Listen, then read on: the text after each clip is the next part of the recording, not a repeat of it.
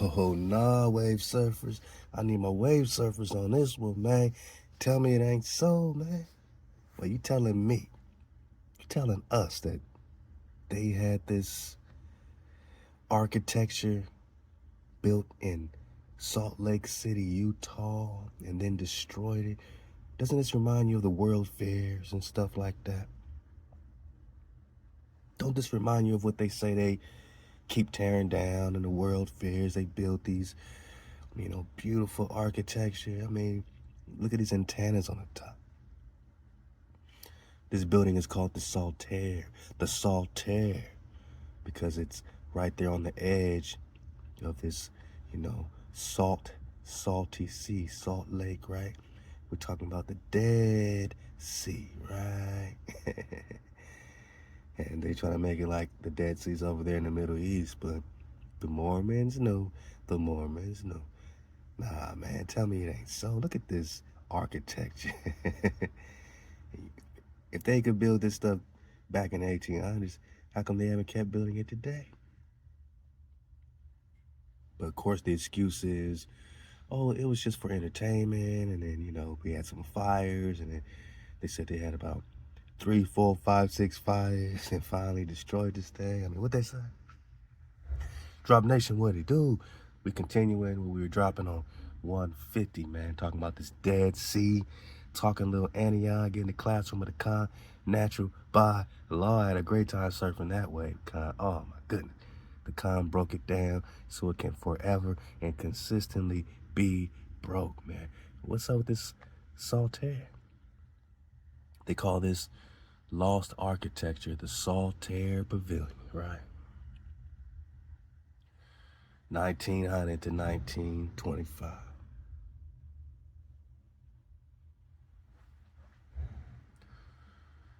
Yeah.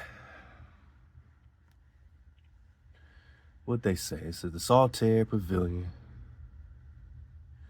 was an amusement park built on the shore of the Great Salt Lake, 1900. It was jointly owned by the LDS Church and the Salt Lake and Los Angeles Railway Company. It rested on over 2,000 posts and pilings and was designed to be Utah's equivalent to Coney Island. Oh, it burned down in 1925, boss. Sorry, no evidence. Because they don't want you in 2025, 100 years later, right, saying, nah, hell no, y'all didn't build this. They said, let's not have them ask any questions. Let's burn it down, right? Oh, but it was rebuilt, only to burn down again in 1931. And it was rebuilt again, just to burn down again in 1933. Its second reconstruction saw little business. So here's your excuse. Oh, it wasn't no business. It was competing with some other amusement parks, you know what I'm saying? Little business during the Great Depression. It was forced to close during World War II. The Saltair Pavilion became increasingly obsolete as better entertainment centers were popping up closer to the residential areas in Salt Lake City. The pavilion would close in 1958, sitting abandoned until being destroyed. There we go. So first it burned down once. Then it was rebuilt and burned down again. Then it was rebuilt and burned down again and again and again. Then it was, destroyed because of the competition with better entertainment centers, right? Uh-oh. Sitting abandoned until being destroyed once more by 2 more fires. Come on, boss. How many damn fires you need to say capery? To call cap, man, because you got 1 fire, 2 fires, 3 fires, 4, 5 fires, right? Oh, but the Saltair Pavilion was once again rebuilt. Here we go, number 6. In 1981, from a salvaged airbase west of the original amusement park. Hold up. So they took all the scraps and they rebuilt it somewhere else, supposedly. But it had little success, closing and reopening several times over the past 39 years. So That takes us to current times. It also looks extremely depressing compared to the pavilion of old. Wow. Somebody said it's weird. Why the hell did it catch fire so? 1970 was arson. The others are believed to have been caused by smoking. Stuck. Would you cut it out? Would you please cut it out? But there are some theories that the LDS fundamentalists started the fires. What? So some people say, some theories suggest the LDS themselves started the early fires. Oh, because they didn't like the raunchy fun from the Utah youth. Or they were trying to destroy all evidence. Who knows what was destroyed in the first fire, right?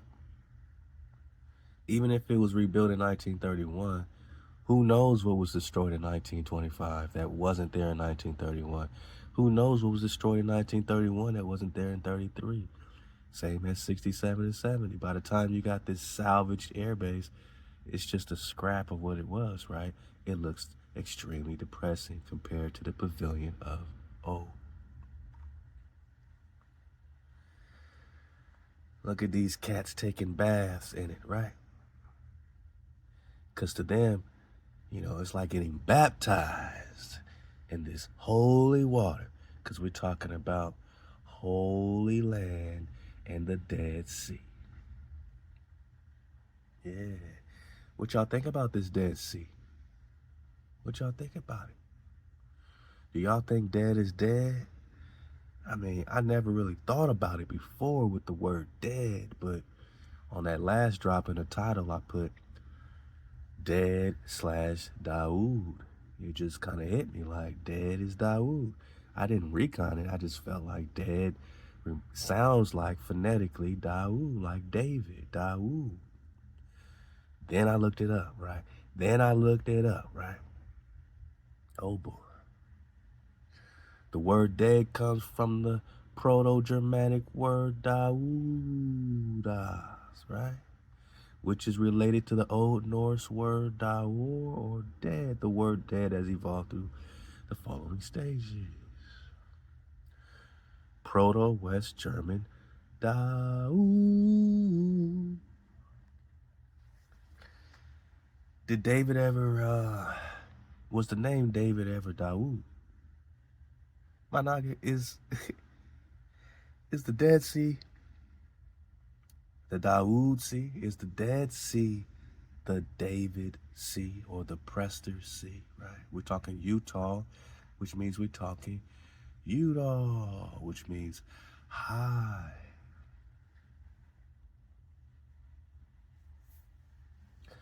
Reminds me of ANION, natural by law, take the wheel, because we're talking about going up. We're talking about going to that upper room, the upper ether, the ionosphere, right? They're always testing something in the ionosphere. They're testing the ANION, right?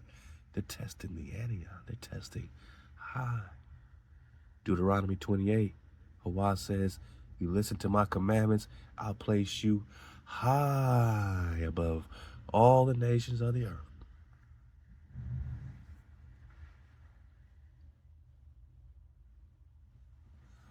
Hawa. High. Yeah, okay. So if Udall is Judah, hold up. If Utah is Judah, right? Udall, then is the Dead Sea, the David Sea, right? The Dawood Sea. Well, we know that dead comes from Dawood. And we know that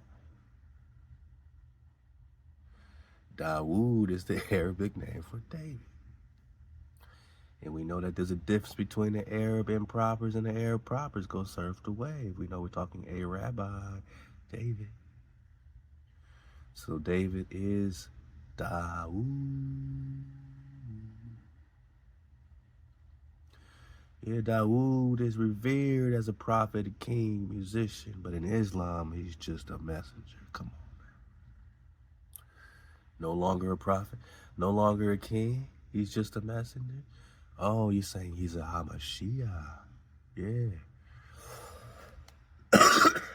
So DAUD, DAUD can also be DAUD, right? Or DAUD, right, DAUD, right, DAUD, right. I mean, it's getting better and better.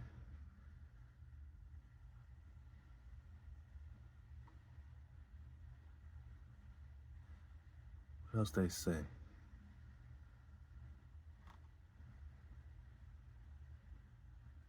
They say deed, dead, deed, or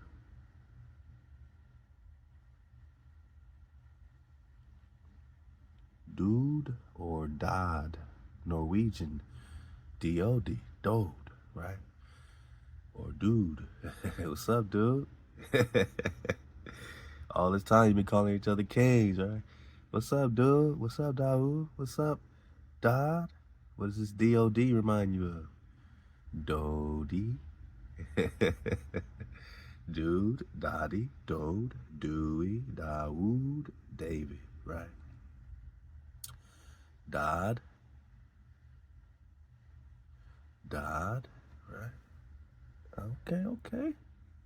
Or Daoud. Which is where they're getting this dead title, right here. So I posed the question in Prester 151. Welcome back, my niggas. Hey, I can't make this stuff up. It's all happening, right? Because what they say about this stuff, ironically, then, go pull up the links. This is from read.upcolorado.com. We're talking about the dead DAUD C. Oh, I got y'all. I told y'all we doing something new. Told y'all we doing something new. Just checking on y'all. We good? Okay, I told y'all we doing something new. I got my camera tilted up like a balancing act, man, so it might tip over a couple times. I'm sorry. I got y'all. No more screen recorders from me, man. I'm using my phone to record these, man, so I have it automatically. They can't delete it no more. Y'all don't know what Anon has been going through to get to 151 Prester John investigations series, man. You don't know, man. But my niggas, man, you've been here with me the whole time. This is also where they get the term diva, right? Diva is Dewey, because they changed the W's to V's. They changed the W's to V's. Ha, hey, ha. Wow, right? Wow. But they changed the W's to VAVs. So when we're reading Dewey, they changed it to DV or diva, right? Dodge the vowels, right? So Dewey became diva. Diva. Which is also where they get divine, right? Divine is David, my naga. David is a strong title. Don't be slipping on it. Body got Imani, man. Reuben, Gad, Manasseh. Let's go. So again, ironically, this striking comparison map is a modern device that builds on an ancient biblical prophecy updated after centuries of western migration, originally across the Atlantic, then overland to the Pacific. That such an ancient text is called upon so effectively reminds us that slogans are as malleable as identities. Above all, the striking comparison map instills nationalism to who? Who needs nationalism? They took your nation, right? Papaboo, doing diverses. They subjugated all Saracens, all Hebrews, all Israelites got subjugated, got their kingdom snatched, so that these people could come over here and feel good about themselves and have some nationalism, as well as encourages the growth of an individual state. We didn't need your individual state when we had our kingdom, right? though its use as an iconic device, the streak, or through its use, through its use as an iconic device, the striking comparison equates a part of America with the Holy Land. America is the Holy Land. The Mormons know this, man. Let's go. In order to reaffirm that the promise of success is inevitable through wise investment, hard work, and the blessings of divine providence. Oh, you mean David Providence, man? Dewey. So to them, you know, they can come over here, have some nationalism, do some wise investments with your money that they stole, right? And is blessed by their divine providence or their JC, right? But we're talking about the Dead Sea. And again, today, they want you to believe that the Dead Sea is just this little spot over here.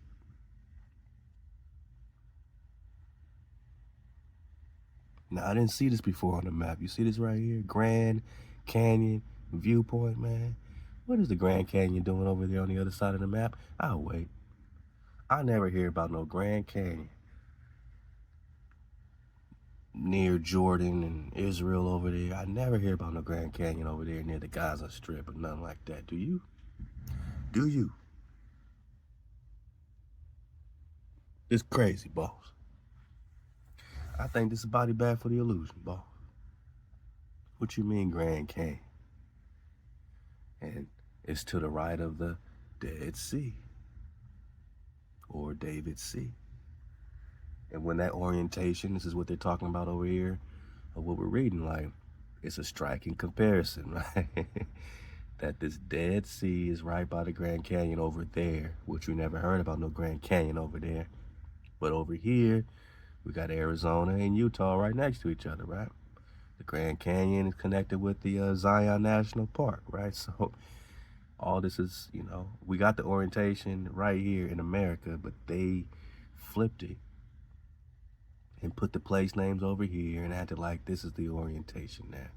Where this would be like the Utah Lake now, the Utah Lake, and this would be the, you know, the Great Salt Lake or the Dead Sea, right? And the Great Salt Lake used to be much bigger than this we got before, called Lake Bonneville.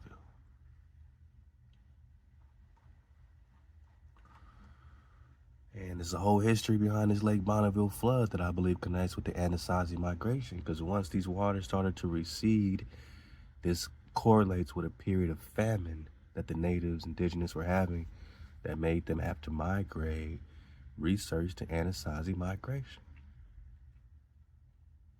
So you went from this huge, what they call, you know, damn near an inland sea, almost a quarter the size of Utah, and then it went smaller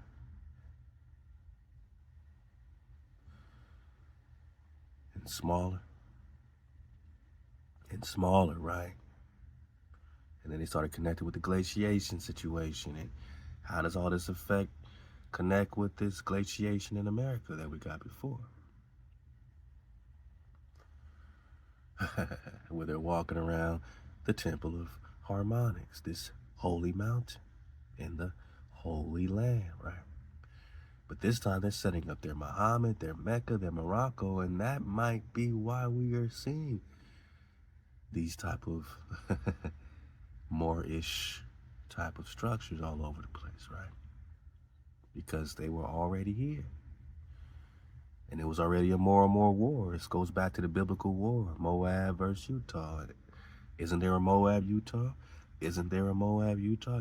You're saying they went through all this intricacies and architecture just to burn it down 6, 7, 8 times?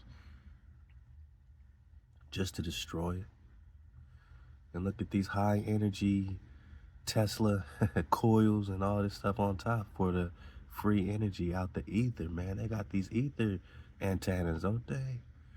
Just as architecture, boss. I'm just saying all this correlates.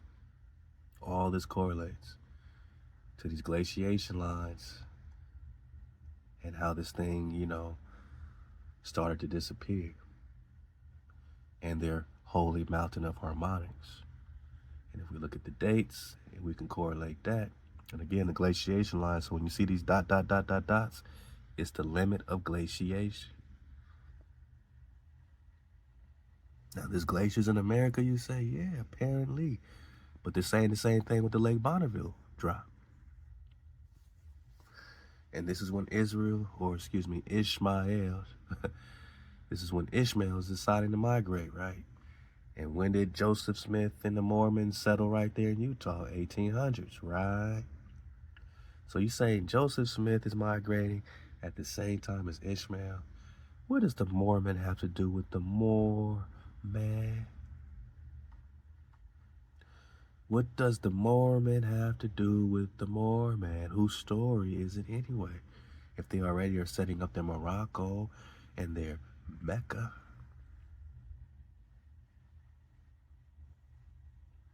And the Moorish Science Temple at Pembroke already know. They already got their African-American town set up. They already got their cube set up, built by Abraham and Ishmael, where the odd dimensions of the so-called cube, right? This is what the holy mountain figure is supposedly contained in the odd dimensions.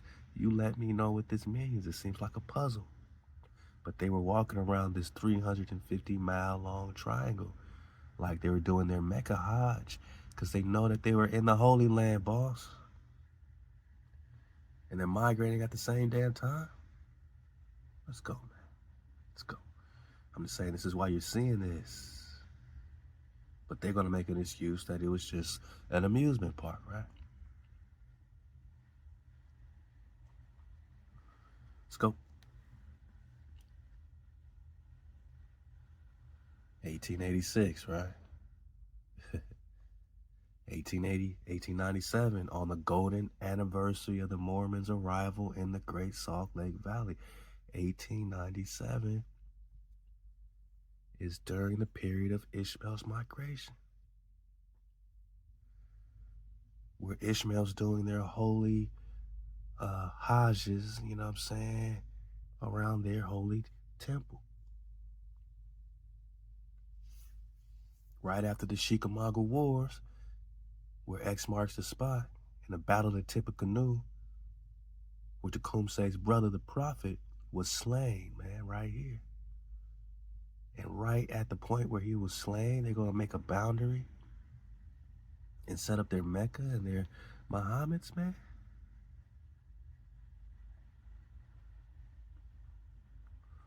I'm just saying, right? Same time period, 1897, on the golden anniversary of the Mormons' arrival into the Great Salt Lake Valley.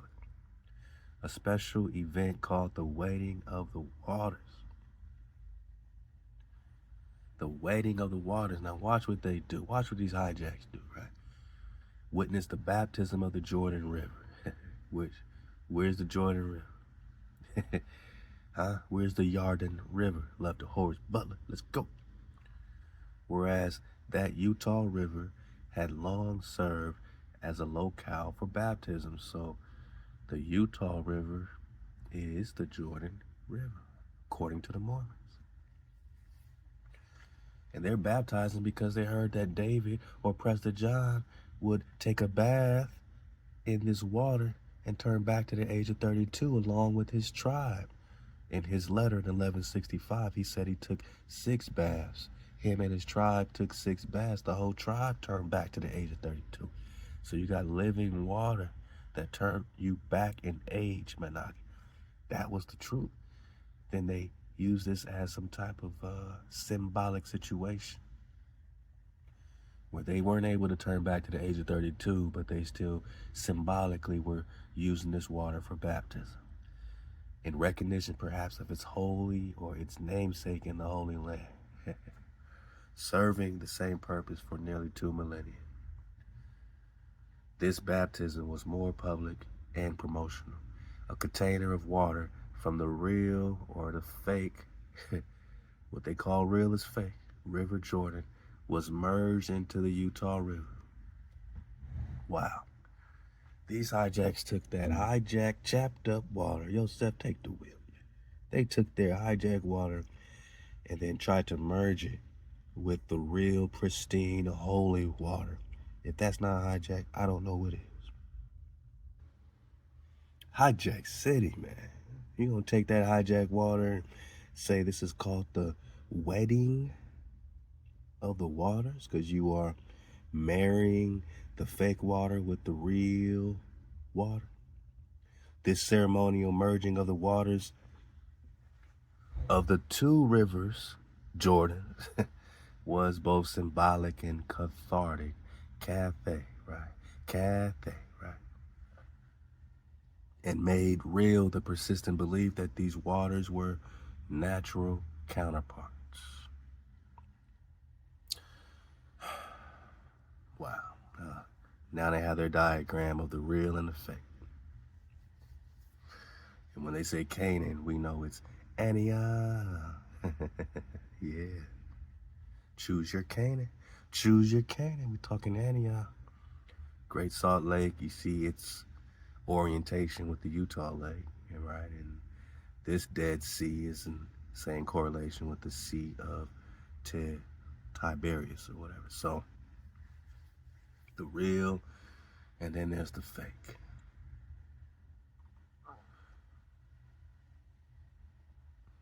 Now it's interesting here, it's kind of flipped.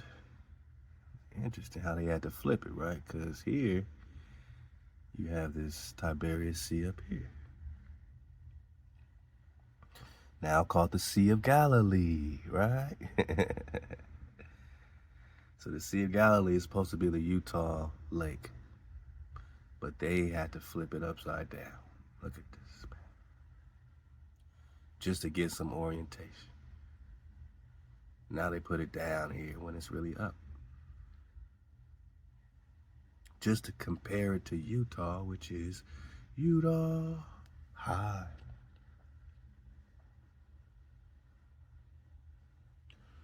We see clearly, let's go. Let's keep going. The Mormons not only recognize the similarity between their new homeland, because they think this is their ancestral homeland. They think that they have some ancestry by blood to Israel, man, right? But they don't ever say that.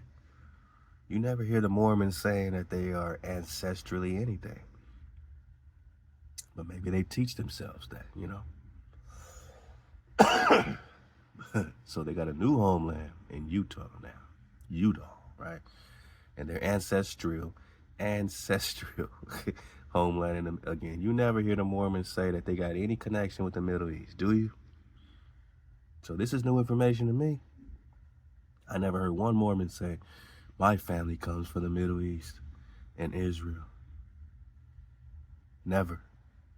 Because now you sound like you are Jewish, right? So why would you think you can come here in Utah, right, and claim ancestral land?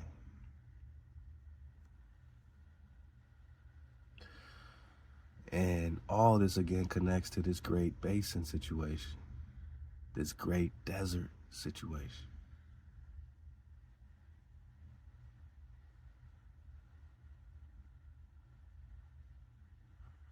The Great Basin Desert is the largest desert in the United States. So when we talk about deserts and exoduses and wildernesses, this Great Basin plays heavyweight.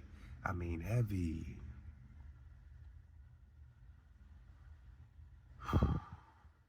Utah, right? It's the largest desert in the United States.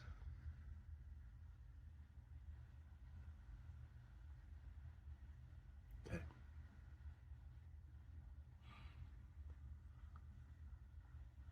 So we talk Utah, the Utah Aztec. We know we're talking Great Basin.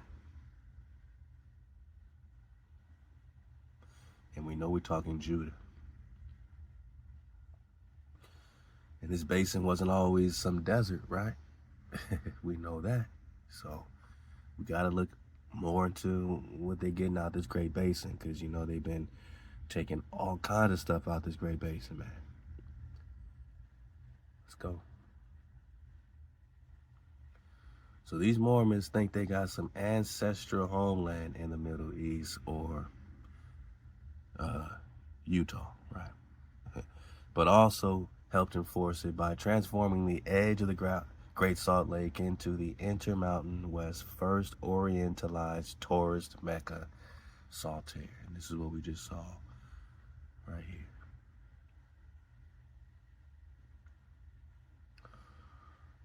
So this is their Intermountain first orientalized. Oriental means the east. You coming from the east, right? Towards Mecca, right? And we know they are establishing their Mecca right here, boss.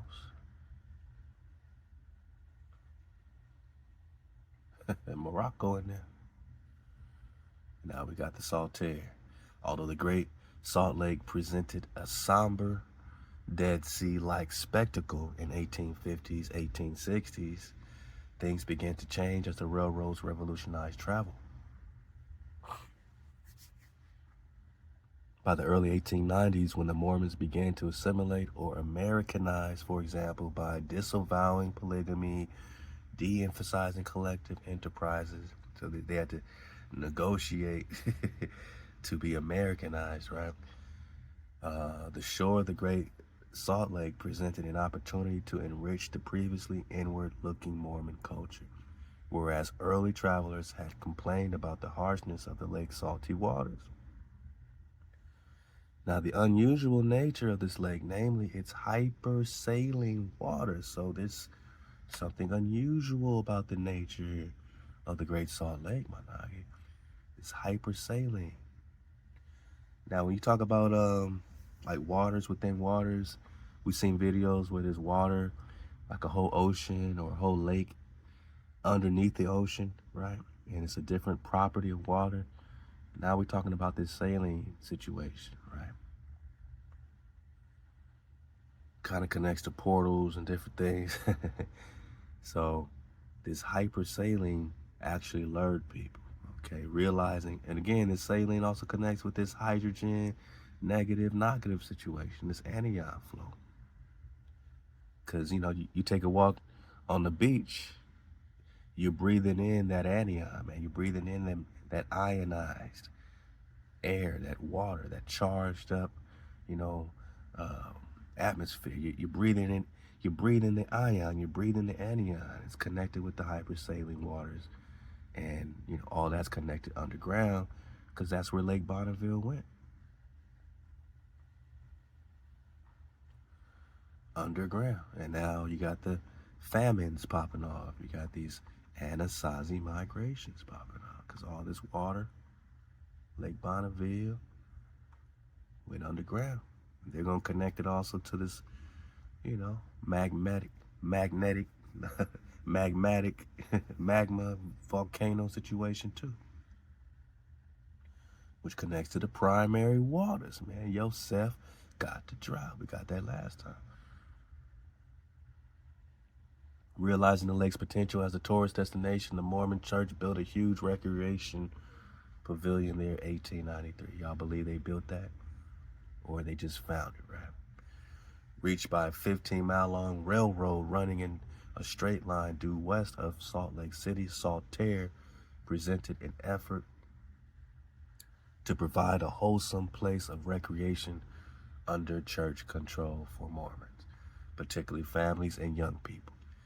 10 years earlier, the Deseret News, which was owned by the LDS Church, had expressed a concern to parents about the dangers of typical pleasure resorts, to allow children of either sex of tender years to go unprotected to pleasure resorts. So amusement park to them was a pleasure resort, and this became their excuse for burning it down, right?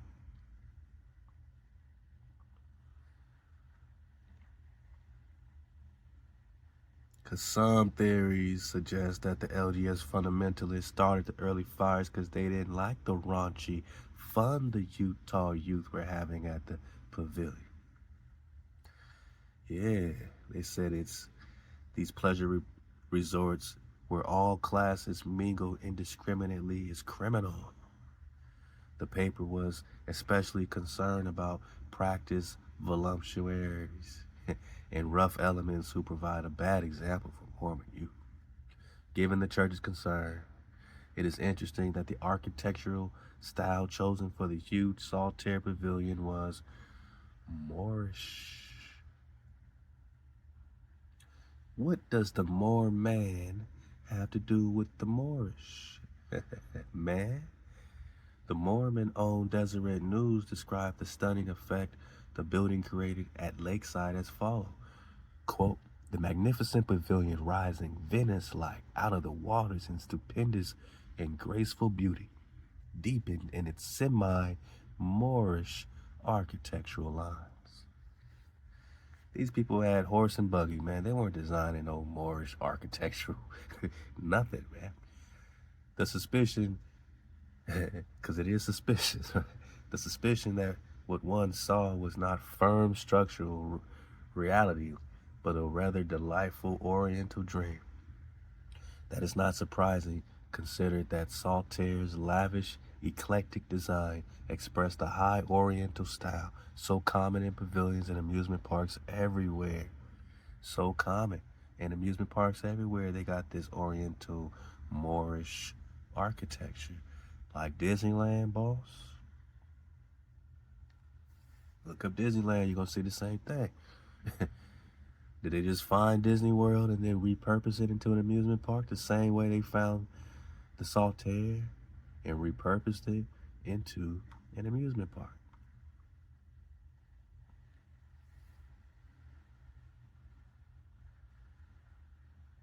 Note that the term Oriental is used positively here. The Orient was associated with lavish and beautiful spectacles that could enchant, so why not employ its architecture for just that purpose? Saltair was a magical place indeed, about the size of the Mormon tabernacle in Salt Lake City. The Saltair Pavilion was huge. Its dome was a characteristic central feature, but it was completed by 6-sided domes at each corner of the 140-foot by 250-foot building. Moreover, at the ends of 2 sprawling, ornate wings that flanked the pavilion, bud-shaped domes rose to add to the architectural spectacle. Do you think the Mormons built this spectacle? Or just found it here? Tall towers resembling domed mosque. Why would there be a mosque? Why would there be mosque-like architecture? Unless Ishmael's migrating. And again, look at these dates. 1800s is what we're looking at. This is all during this migration, the Ishmael migration. Come. And it's all during the time that we fighting the hijack. So what makes you so comfortable to come here while we dying? If we being genocided on, why do you feel so comfortable coming here? Why would you come to a place that you're in harm's way unless you were not in harm's way, unless you got free land, right? The Fort Wayne Treaty. They got up here Fort Wayne and the Fort Wayne moraine. And the moraines are this retreating glaciations, right? Moraine, rocks and soil deposited by retreating glaciers. So this Fort Wayne had glaciers. And the Treaty of Fort Wayne, they said we gave up over 30 million acres, right? 30 million acres. They stole 30 million acres in the Treaty of Fort Wayne, boss. Come on, man. Yeah, Indiana, Indian.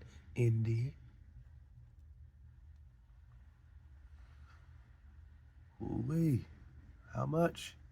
1809 treaty that obtained, my nugget, 29,719,530 acres. 1809, right? We putting this together. So their Fort Wayne moraine and treaties, 1809, right? So Ishmael's migrating while we give up 30 million acres. So who did 30 million acres go to? Ishmael in there, Moab in there, right? The Moor or the Moor man or the Moors, man. Now you got mosque rising from the middle of each wing. So that the entire design did indeed seem like something out of Arabian Nights. Saltair was built just at the time when a new and more sensual aspect of orientalism swept the United States and Europe, emphasizing the exotic aspects of bazaars in the Muslim world, as well as portions of Asia. Saltair itself was majestic, and its setting at the edge of a huge body of water in the desert provided a surreal quality. Note, however, that it was built in a lavish Moorish style and yet intended to serve as an antidote to moral decadence, a subtle reminder that Oriental was not universally regarded as negative in American popular culture. A lantern plate image of the Saltair Pavilion with a small steam launch tied up to the huge Moorish hulk of a building suggests some of the grandeur of Venice, Italy. Just like we got in American Holocaust, you know, they were saying that Mexico and these areas reminded them of a grander Venice. They probably copied that Venice from this Venice. A city we think of as European or Italian, but which owes much of its appeal to its trade with and copying of buildings from Oriental cities.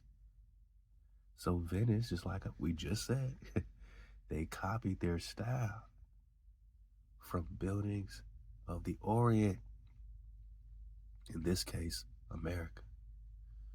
So this is the true Venice, and look at these hijacks, man. If I had to take a depiction of hijack city, this will be it. Look at these hijacks with their feet up. Where's the Nagas? Where is the Nagas? Where's the Nagas, man? Just look how massive this thing is. You think the hijacks built this, man? Come on, boss. Come on, boss. They just said, let's build a Moorish style building. Let's build an orientalized building and then take baths in it.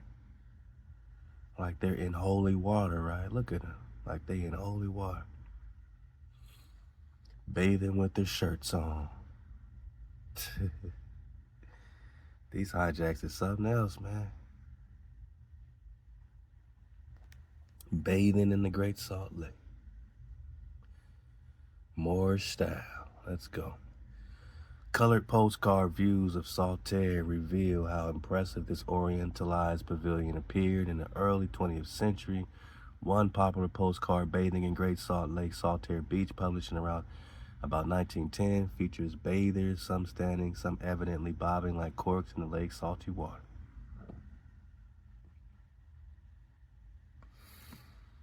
Behind them rises the magnificent Saltair Pavilion, whose 4 towers crown a spectacular structure that epitomizes America's romanticized version of Near Eastern architecture. In this view, the postcard colorist tinted the bulk of the building ochre, the main dome slate purple, and the turrets crimson.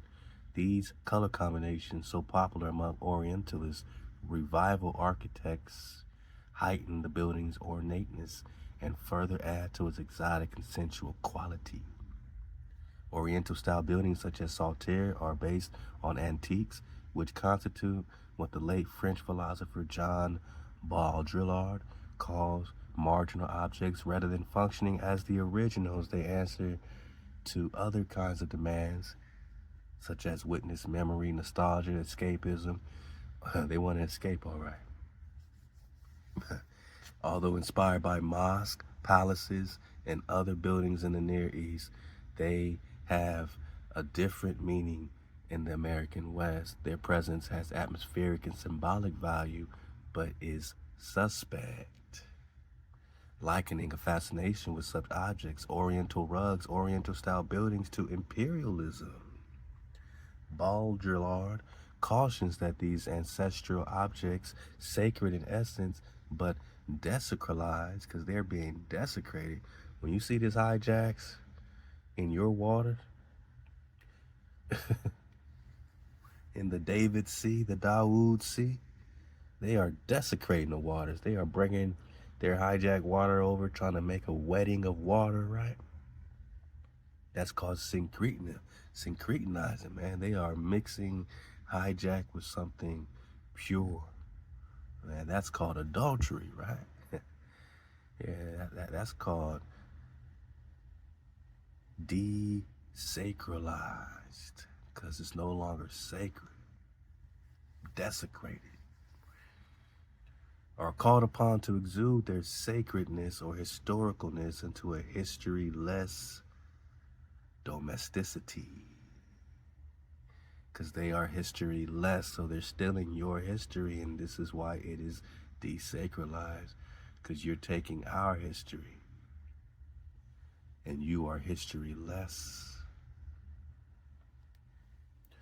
Although the type of criticism rendered by Baudrillard is widely shared by academicians, most people do not live their lives pondering the deeper meanings of authenticity.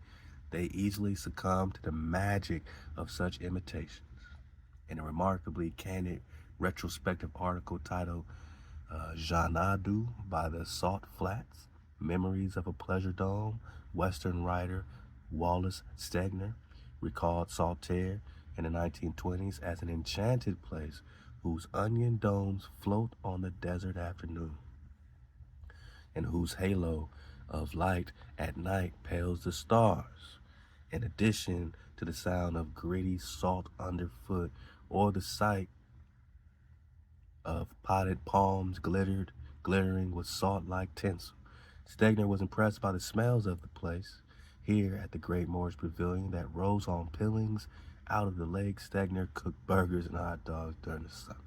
Hijack said these smells stirred themselves into his memory.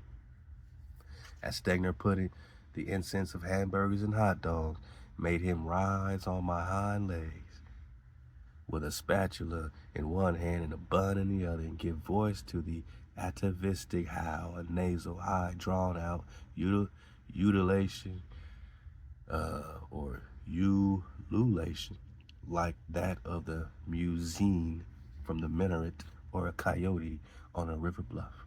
That reference to the minarets of Islam, as well as the coyote, reveals the power of Stegner's youthful imagination to transform Utah into the Middle East. Or did they transfer, the Middle East from Utah? Significantly, though, Stegner was aware of Saltair's ephemeral nature, for the magical place was continuously assaulted by the corrosive brine of the Great Salt Lake, and pummeled from time to time by winds. Hawaii's trying to get these hijacks out of there, right? Culture and economy likewise will prove unkind to Saltair. Sequestered in Stegner's memory, though, Saltair became a place sacred enough that he remembered it like lost Eden. Where's the garden? Where's Eden? Let's go. That Eden is in part metaphorical, for Saltair was a place that had a seedy, earthy side that challenged Stegner's youthful innocence. This is revealed by the stories Stegner's older brother told him about the going on there, most of which I could not believe, but would have liked to.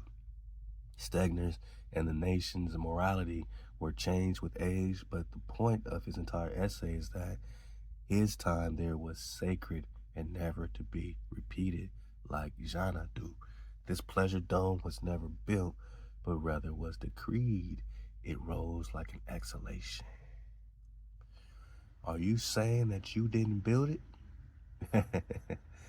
Because this pleasure dome was never built by the Mormons, but decreed, my noggin? Apparition is likely as likely a word for Stegner's orientalist dream suggests the inseparability of times and places that are simultaneously real and make believe. At the same time, Saltair was booming and Stegner was about to come of age.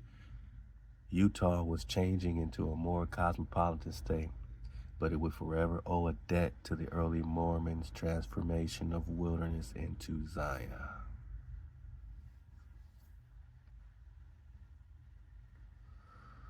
They're changing nothing in the Zion. They just found Zion. You know, they just knew where to go in Utah. Hi. They just knew where to go. Oops, get that back. They just knew where to go.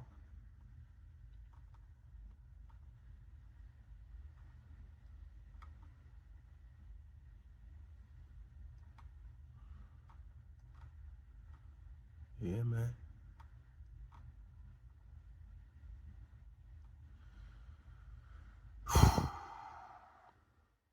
Just looking at these illustrations.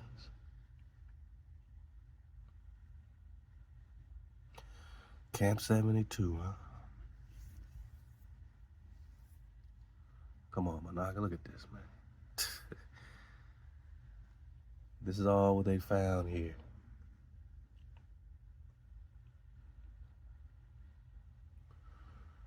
The Dead Sea, huh?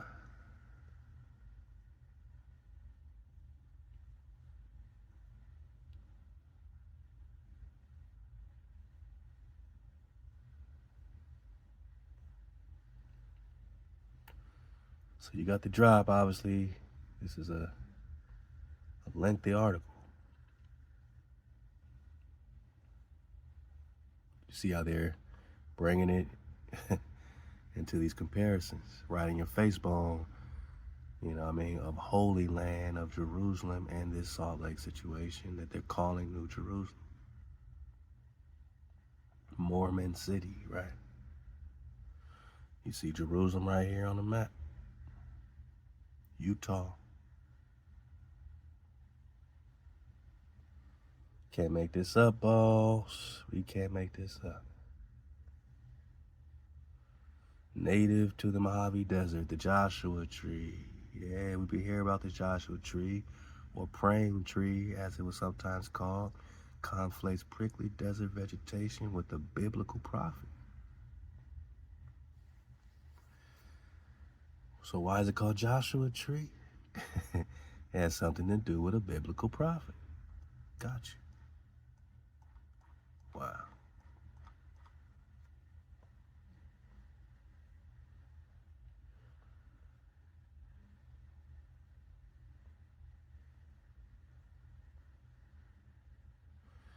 And again, this article is called Chosen People, Chosen Land, Utah as a Holy Land. Joseph Smith had a vision, was possessed of a vision, expanding one of breathtaking scope, ambition for a chosen people. Wow.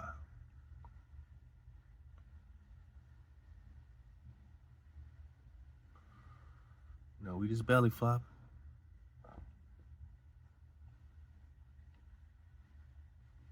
Here it is, the Temple of Osiris in Bryce Canyon. You know, my Nagas, you know what I'm saying, we done taken CUVs and we visited Bryce Canyon, my Nagas, you know what I'm saying? We've been tribing up around these areas and they're calling this the Temple of Osiris, huh? They're talking Egypt talk, right? Uses the name of ancient Egyptian ruin to characterize a natural feature in the landscape. Okay.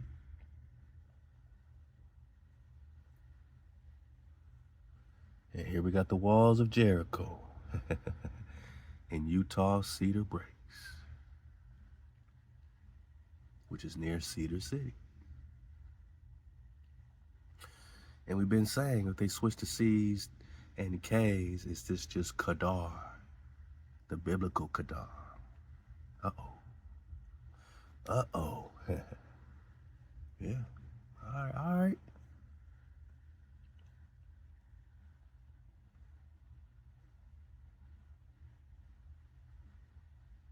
So it's a lot of drop in this joint. And we will revisit this in our new series called Mormons Digging Deeper, man. We got to dig deeper. We got to look into the Book of Mormon. They got a whole book called Ether. Did you know that? In the Mormon Bible, there's a book called Ether. We might, for the sake of ANION, need to look into Ether, man. Yeah.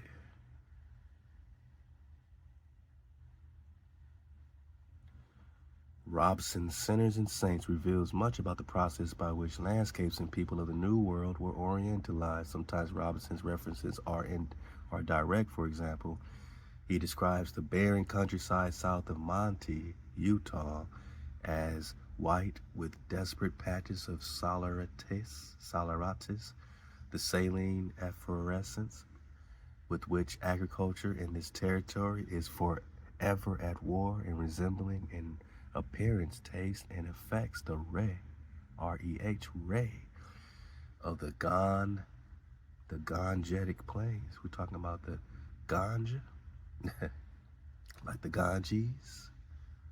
And the Ganges is a paradise river in the India flow, right? So here we go again.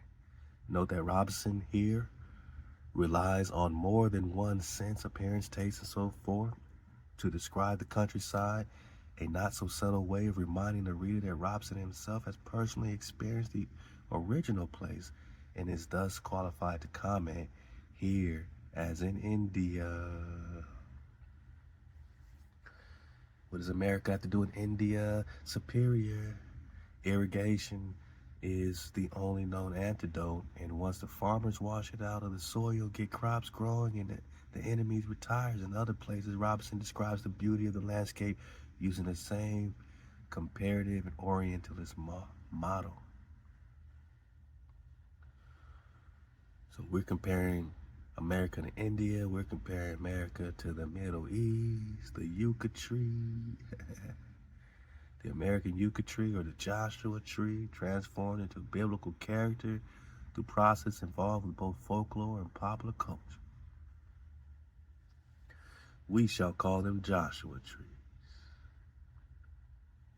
The Mormons appear to have named the Joshua tree, but this act by Hunt is likely apocryphal.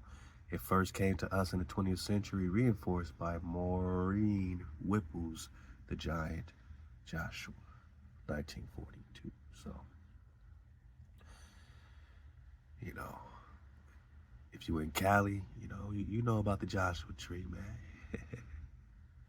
And people know that you get some type of energy over there too, so. If Salt Lake City represented New Jerusalem to many people, then the new Sodom and Gomorrah had to be nearby. In Utah, that equivalent of Sin City was located near the shore of the Great Salt Lake, in much of the same position as the fabled Sodom and Gomorrah bore to Jerusalem. Whoa. But of course, you got Las Vegas called Sin City as well, right? It's Las Vegas, Sodom and Gomorrah. All right. We're talking chosen people.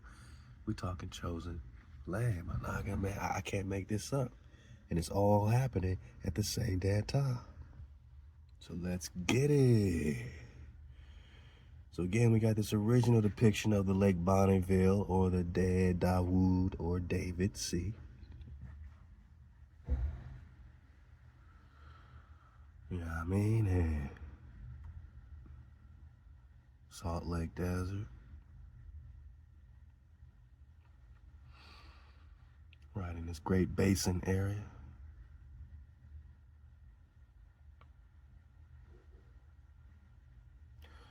Great Salt Lake, as we know it now, but it was surrounded by all this other water. And think about it, if this was the saltine or hypersaline situation, just imagine like regular water around it and then like super salty water in it. It's almost like an ocean within an ocean, you know what I mean? It's like, you know what I mean? It's surrounded by water, but this was a different type of water. And this is what they're tripping off of in Lake Bonneville. And like I said, what else, is really interesting about this Mormon talk is this Captain Moroni. This Moroni, right?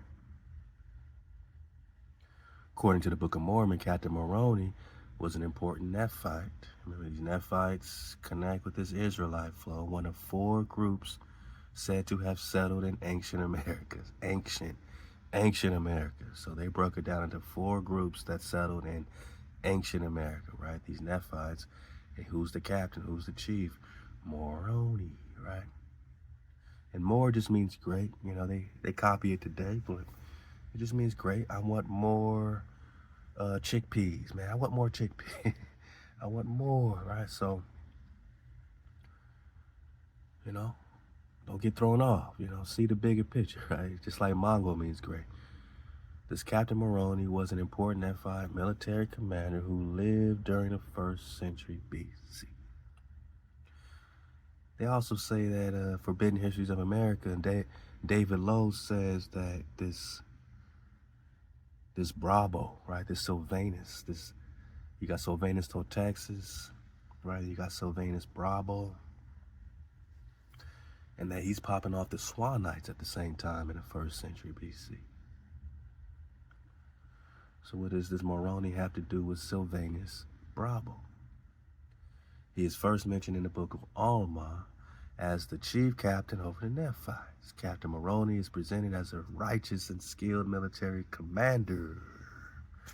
Among his accomplishments were his extensive preparations for battle, his fierce defense of the right of the Nephites to govern themselves and worship as they saw fit.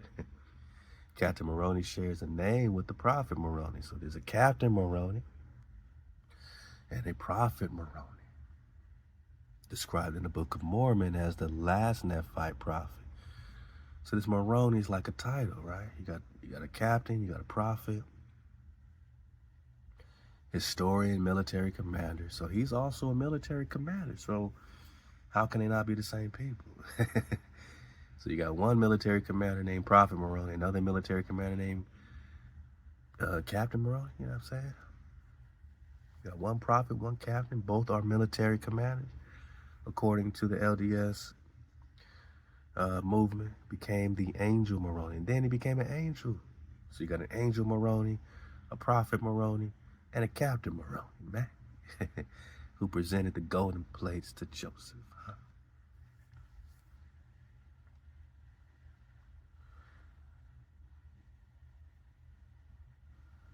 Moroni leads these Nephites armies in the Zoramite War. All right.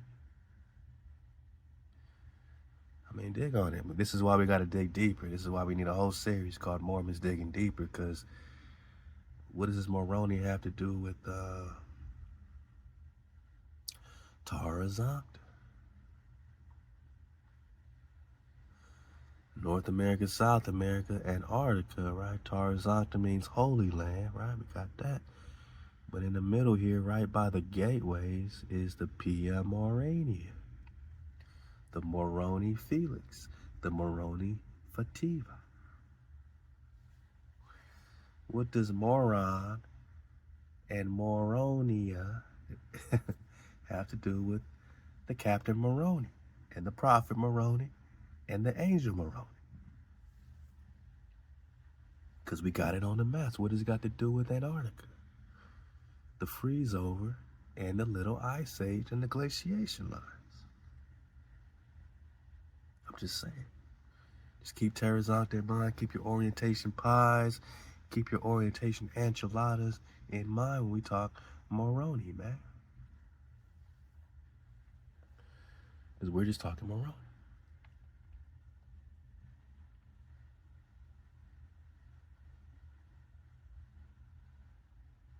Goes deeper. Mormons digging deeper. We got to dig on Moroni. We got to dig on Moroni. Let's get it from, matter of fact, let's back it up and let's talk Kong. Let's talk Khan, right? Let's talk Kong. Conga. What does the Conga have to do with the Conga?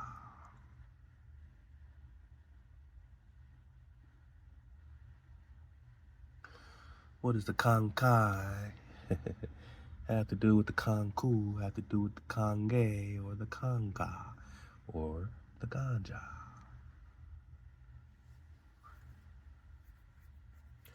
And what does the Ganja have to do with the Ganges, right? Holy bathing, huh? Holy bathing, is that right? Is that right?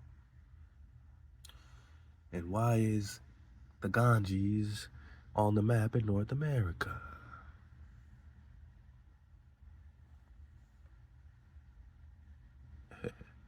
To our left here, the Ganges. What's the Ganges have to do with Cathay, right? Okay. Holy bathing, huh? Ganja, Kanka, Kankai, Kanga, or Kanga, Kangen. They say kanjin means return to origin in the Japanese. Then you say, where's Japan? According to the map of America in the 1500s, showed the King Henry VII, Japan is Kapangu or Zipangu. Could be spelled with a C or Z, which is in between the mainland of North America and Florida, right there in that pocket, is the real Japan. But they took it off the map today. They took it off the map today. You don't even see the real Japan, but you see that it was important. It has kingdoms and everything, right? Because the Chinese sail upon the sea. All right. So, we're talking Japan. We're talking America still. So we've been talking about alkaline, get some health drop 101. This alkaline water produced by Enagic's alkaline ionizer, because the ion connects with the anion, a negative ion. We're just talking anion. I'm about to let Natural by Law take the wheel since he did such an immaculate job, man, breaking it down so it can forever and consistently be broke on this anion, man. I loved it. I love the wave surf by the bro. I'm just so humbled, to see the cons just take it where they're taking it, connecting the connections, man. And I'm in the back of your class now, my noggin. Take the wheel, you know what I mean? So when we talk ion and ionizing in this Saltair, salty situation, we're talking about ionized. This extra naga charge, not negative, right? Naga, right? That has to do with this force, this electrical charge, this ion. So they're making these water machines called the Kangen that has this ionizer that's able to anion your water. For more than 5 decades, Kangen water has been used in Japan to help restore. We're talking the fountain of youth type drop. What does anion have to do with restoration? What does it have to do with nature and returning to origin? Restore the body to its original alkaline state. Yeah, so diseases can't flourish in this alkaline state. Health Drop 101. These machines can transfer your ordinary tap water into healthy, fresh tasting, alkaline drinking water. Superior to tap, purified water. So when you return, right? Return to your origin, you return to your balanced state. Optimal. But it has a negative oxidation reduced potential.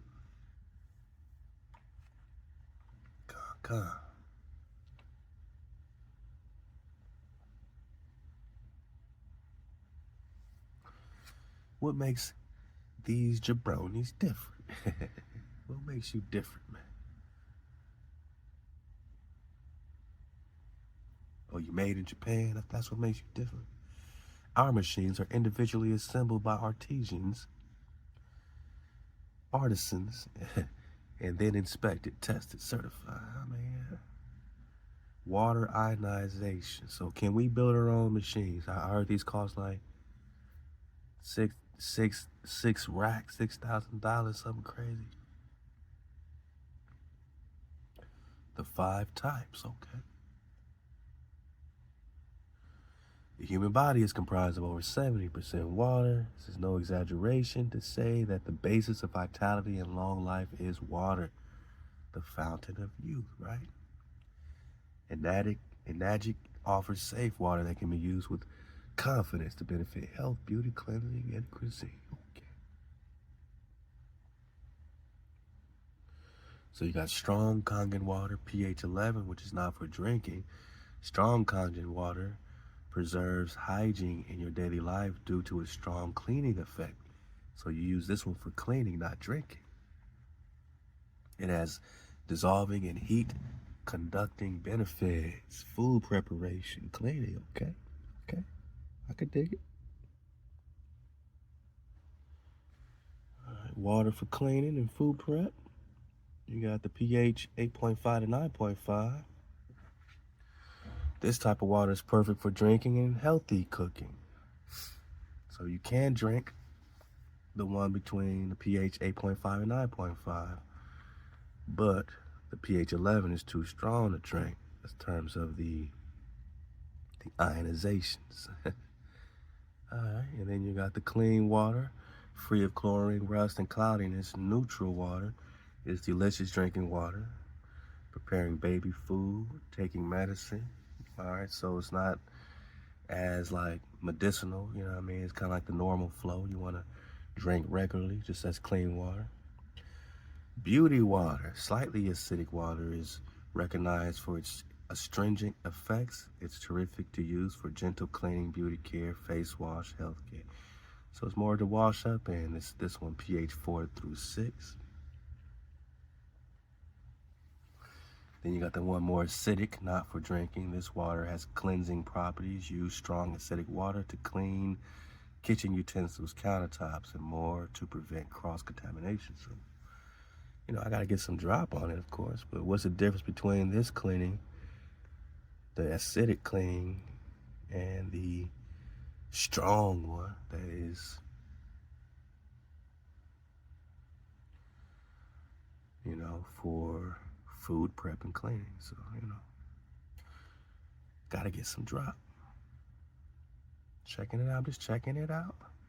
You got different machines here.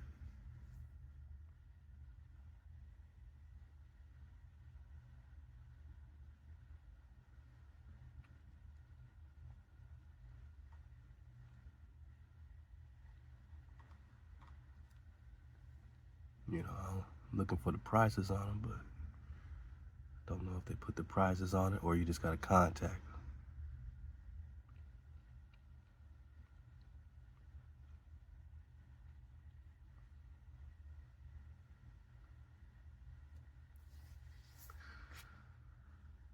We're going through the portal.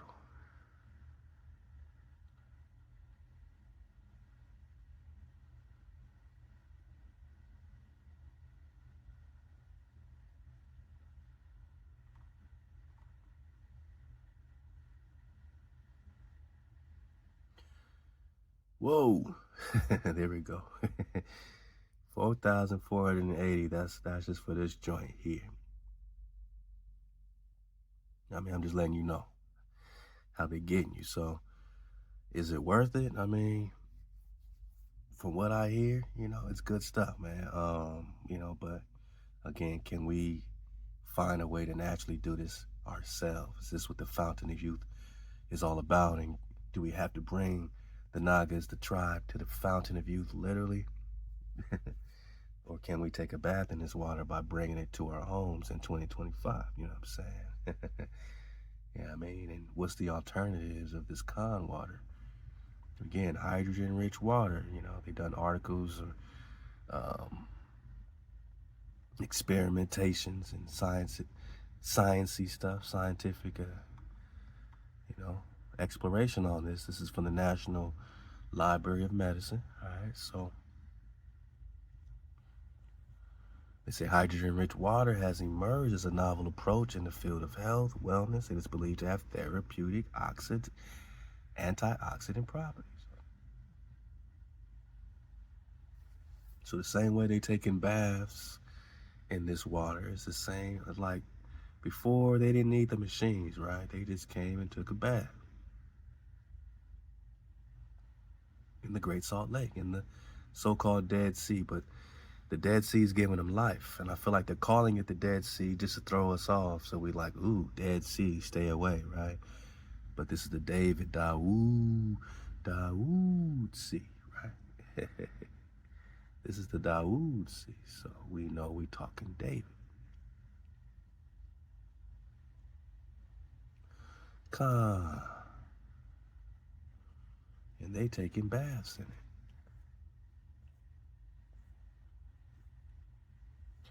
Hijack taking baths in it, right?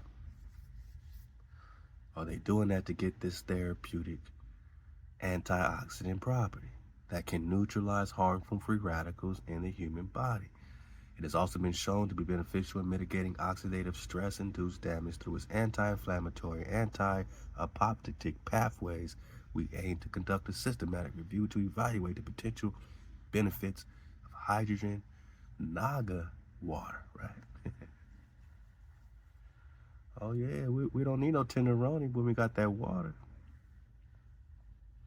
Potential benefits of hydrogen-rich water on various aspects of health include exercise capability, physical endurance, liver function, cardiovascular disease, mental health, all because of the water?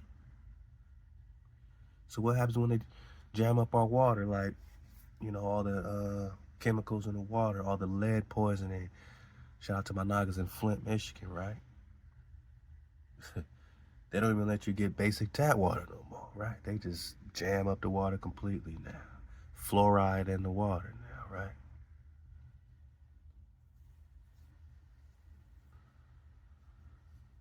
Regular water has a molecular hydrogen gas, H2, added to it. Water can be hydrogenated by dissolving molecular hydrogen gas into water under elevated pressure, resulting in a supersaturated solution. Hydrogen molecules are extremely small so that they can easily penetrate water and stay dissolved for a while. What's this got to do with the shilajit? Remember the whole drop we did on the shilajit to quit? And the folic acid, and how this was allowing like the water to penetrate your cell membranes, especially the ones that are diseased or damaged and hard to penetrate. But with this folic acid and with this shilajit, you can now restore these damaged cellular membranes and thus restore your, you know, whole entire functionality. You know what I'm saying? Your whole entire body, man. So, hey, out to my Nagas on that shilajit to quit, right? Dig on that shilajit. We're talking hydrogen rich.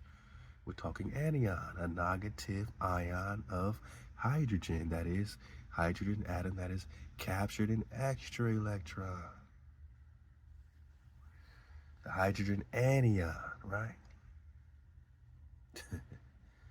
And look, is it a coincidence that we seeing the anions on the map, right? And what does anion regnum or kingdom and the Strait of Anion have to do with the living waters? Have to do with the natural ones. By law, natural take the wheel. The kingdom of Anion is the kingdom of Prester John. Because you got a Naga, a Naga rich, right? A rich Naga ion, an extra electron over here. The anion is an important constituent of the atmosphere of stars such as the sun. Children of the sun is the children of the anion. The stars, right? In chemistry, this ion is called a hydride. Hydro. Don't we got like a hydro dragon? The ion has 2 electrons bound by the electromagnetic force to a nucleus containing 1 proton. So, when we talk negative ion, we're talking electrical charge. Now, a physical property of matter that causes it to experience a force when placed in an electromagnetic field. Electric charge can be positive or naga, right?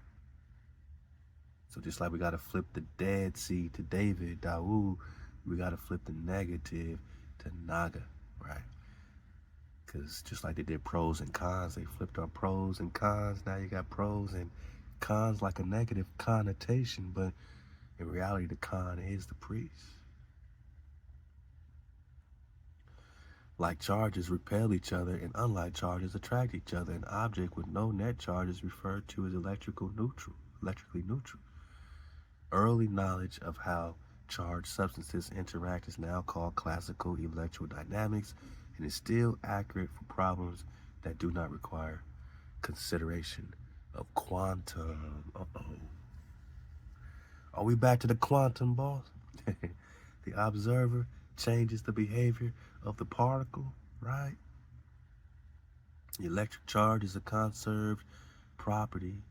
The net charge of an isolated system, the quality of positive charge minus the amount of negative charge cannot change.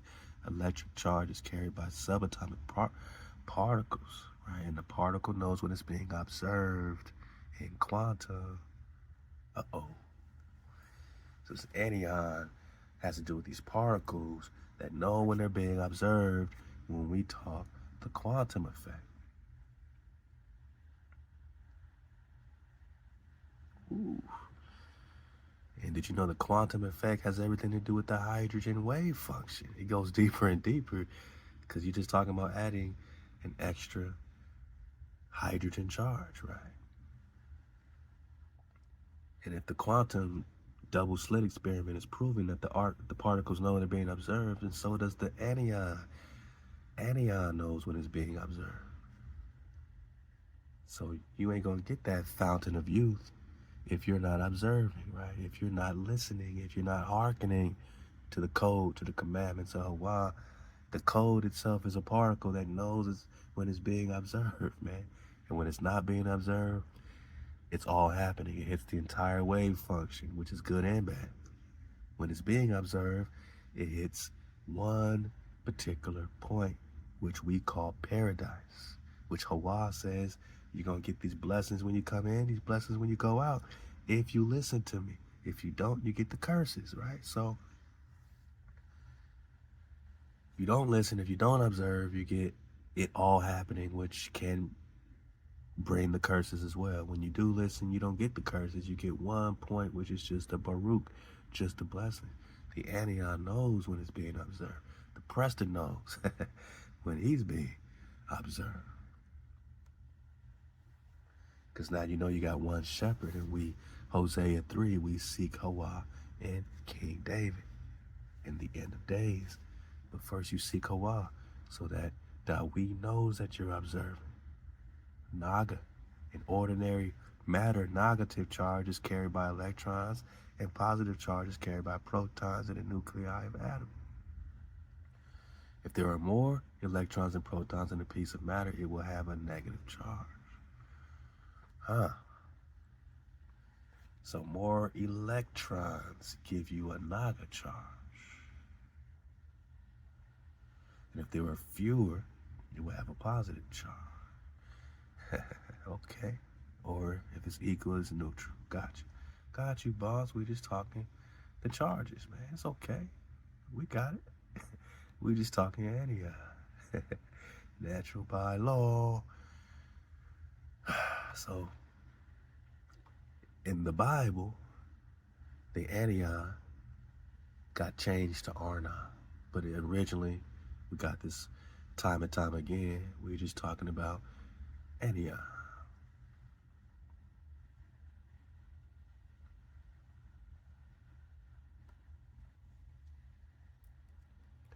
Anion. And again, the anion-Arnon connection. So, it was anion, spelled the same. They changed it to Arnon. Just over and over again, we see him changing it and changing it and changing it again. And to the Reubenites and the Gadites, I gave the Gilead, even to the torrent Anion, even to the river Anion, or the strait of Anion. Or this river could be the Anion too, right? Yeah, the Amorites dwelt between the Heramax River and the Anion. So we're talking the same thing as Arnon, where we talk Amorite boundaries, Moabite boundaries, Israelite boundaries. Anion equals Arnon. But you're going to have to surf the wave for that. Yeah. You're going to have to surf the wave. While the Anion River flows westward. So what happened to the Anion Rivers? Why did they switch it to the Arnon River, right? Why did they switch it? We know Anion is also Arnon. Anion is also Arnon. Shout out to all the cons, man. Just spreading the drive, man. Spreading the wave, man. I appreciate y'all for real. Yeah. Shout out to I Am Dragoon Titan. I Am Dragoon Titan. All right, man. Shout out to more Aboriginal too, man. Spreading the drop, man. So you got the Anion Kingdom, Prester John, right? Prester John.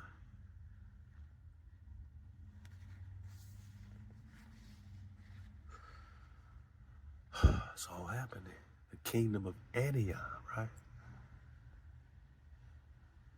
But it shows Prester John in the area where Udall would be. Prester John, aka Priest John. Okay. John, the patriarch of the Indians, Ethiopian the goose. If we connect the dots and look at old maps, we see the Anion Kingdom. Now, when you do some investigating Anion or Anion, it's also Arnon. Hey, man, I'm glad you're in the classroom, Con. If we tie that into Udall, we see the Arnon River, which is the Anion River, which is the Jordan River. Huh? What's it got to do with the Utah Lake and all that they're also calling the Jordan, which goes into the Great Salt Sea, the Dead Sea. Bang. That's what it has to do with it, because the Jordan connects with the Utah Lake, the Great Salt Lake and all that, Dead Sea, David Sea. Old Spanish map, 1847, we see Utah, Judah was the ancient residence of the Aztecs. And that's why you see the Utah Aztec when we talk Utah. High, right? Back to the indigenous Utah Aztec. Oh man, some great drop. Aboriginal Americas, Moors, Hebrews, Udall was part of Prester John's Anion Kingdom. Shout out to 432. Hey, I appreciate y'all, man, for leading them back to the water. You don't have to, but I appreciate it, man. You know what I mean? Because we just talking Anion.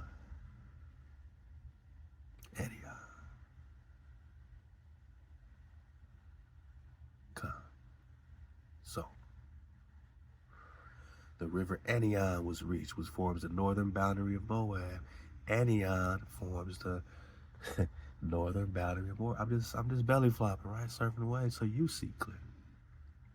So by the time we go back to the Arnon, knowing that it's been changed, a noisy stream emptying into the Dead Sea, right? The David Sea. So Anion entered into the Dead Sea.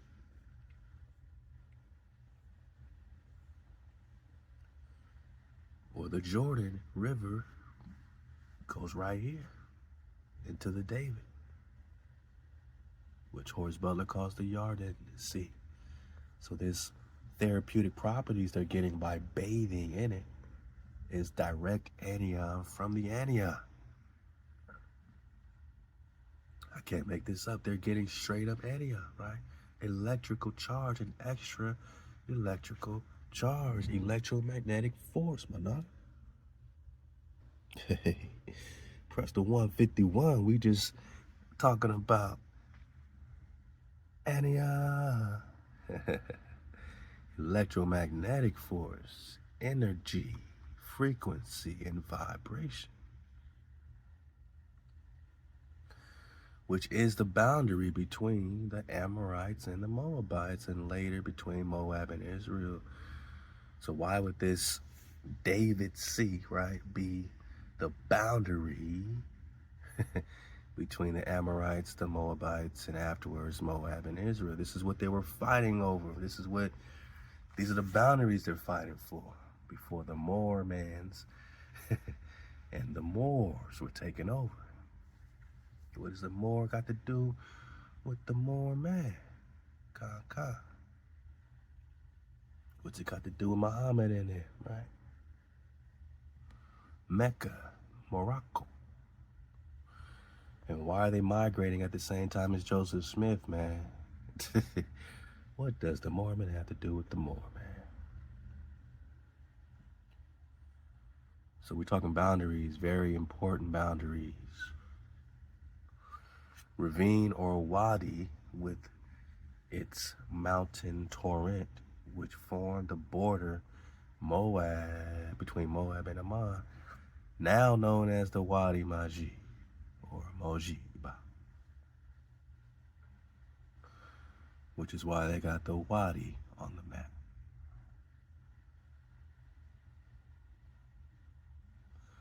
The Wadi Mujib on the map next to the Grand Canyon. What Grand Canyon is over there that we ever heard of? What Grand Canyon, boss, is over there that we ever heard of? And this Wadi is just the Dead Sea.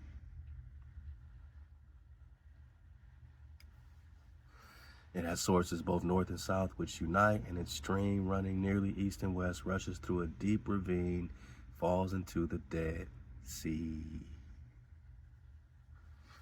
So the Anon falls directly into the Dead Sea, or the DAUD.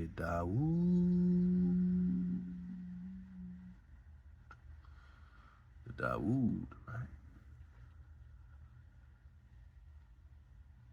David. Can't make this up, cuz.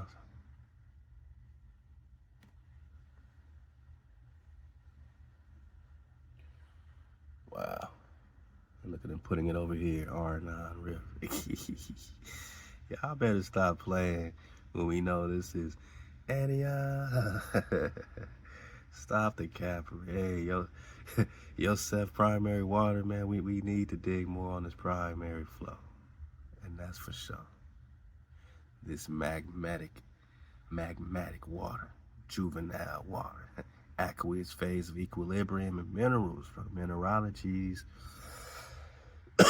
This is where they get the primary water straight up from the volcanoes. What's it got to do with Lake Bonneville? Where did the waters recede?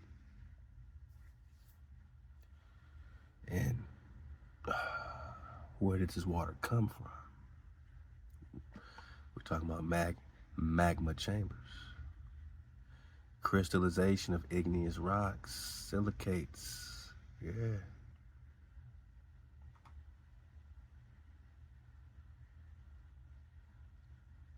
Or new water, or primary mem salts. And Stephen Ernst Rees been breaking that down, the German geochemist, mineralogist, geohydrologist, all right, who immigrated to the U.S. after World War I. All right, he located over 800 water wells, man. He got that primary water right out the earth, man, and got new water, fresh-born water. He said over 800,000 gallons per day or something crazy. He's getting 800,000 gallons of new water per day coming out the ground, right? Out from the primary steam that's going up like ANION. The steam is going up from the magma flow underground, carrying the steam like an elevator into the primary rock. And the primary rock is how Moses is able to tap into that rock and get that water. Now the biblical flow is making a lot of sense. I mean, a lot of sense. Rees ultimately formulated the theory of primary water, right?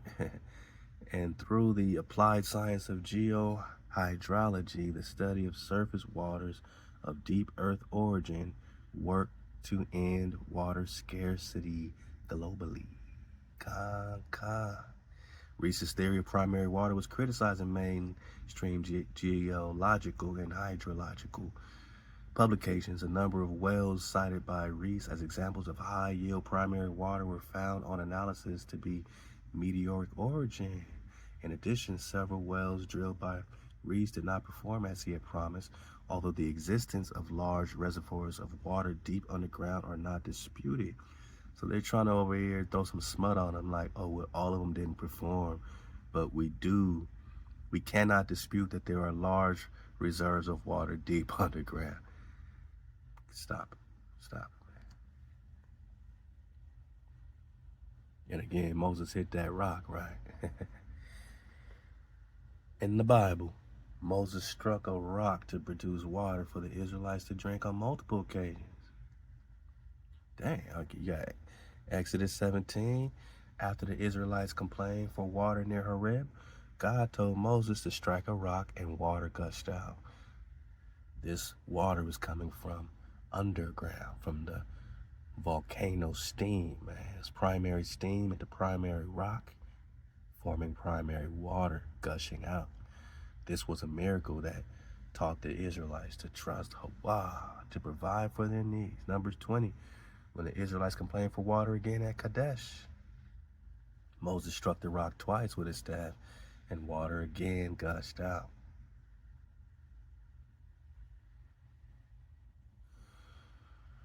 All over, we get confirmation.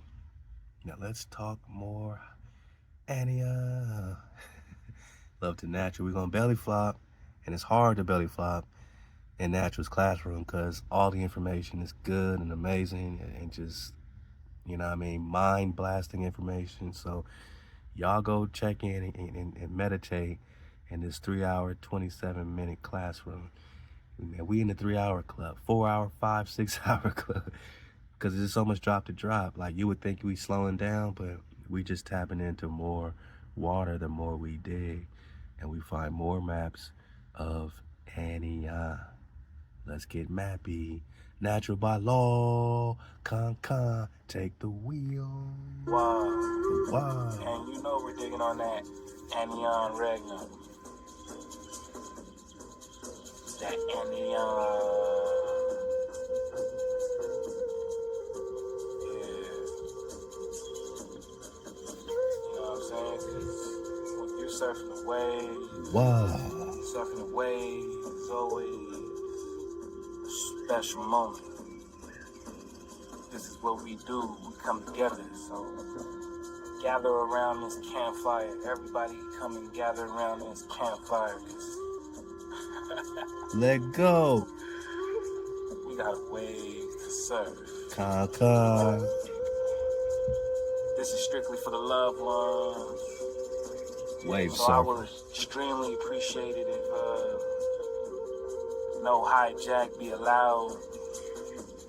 Because the instant we spot some hijack, it's out of here. Not for this flow, it's out of here. Hijack free. And I mean that direct and right away.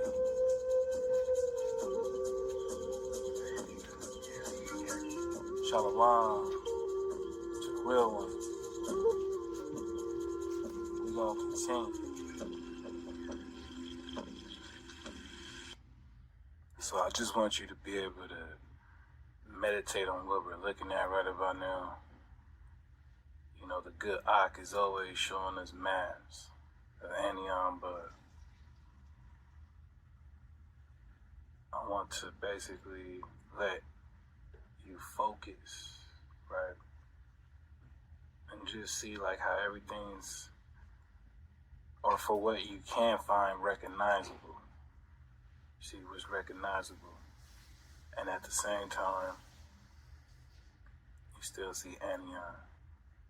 Alright? Or at least this straight of ANION for this one. Pay attention to everything else, detail-wise. We're just surfing a wave.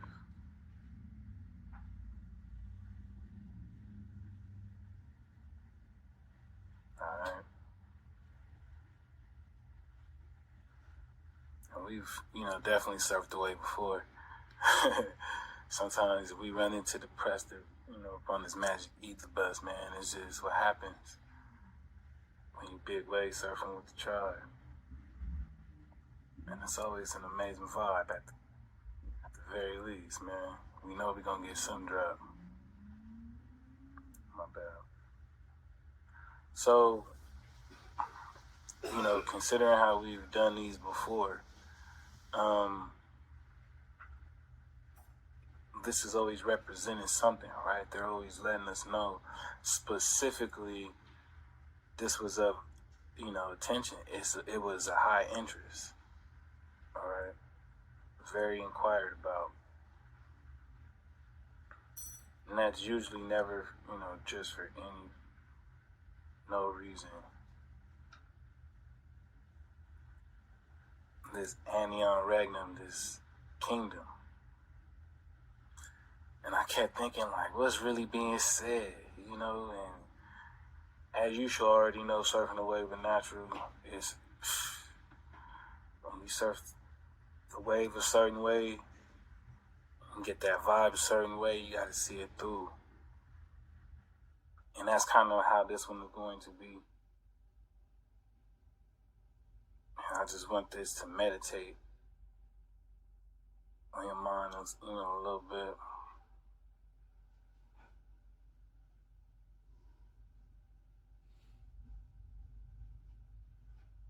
Right.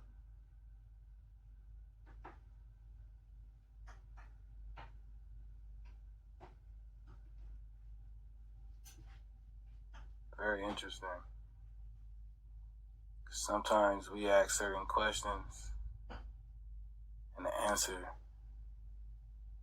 oftentimes is right in front of us.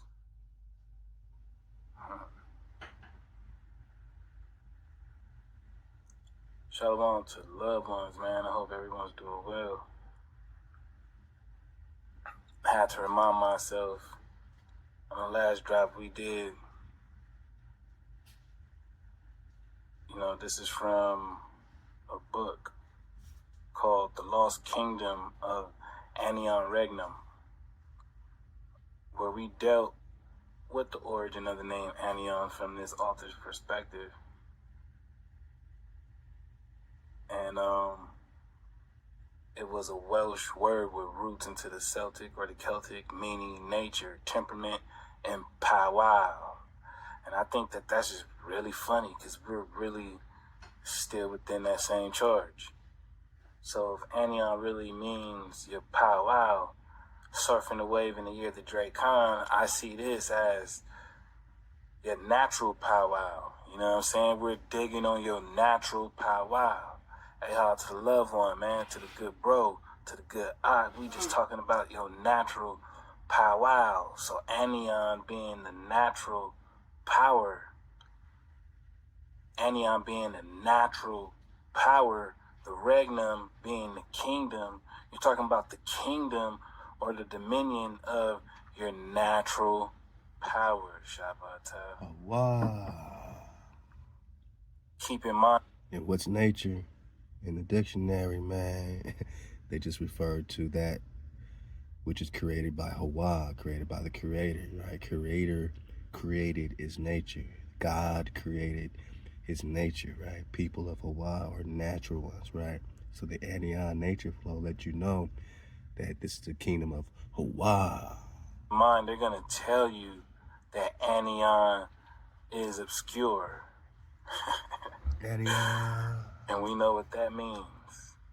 Keep in on. mind, we know we flip the maps, or they flip the maps. We know that they flip the maps. All right. So with that being said, these terms are just terms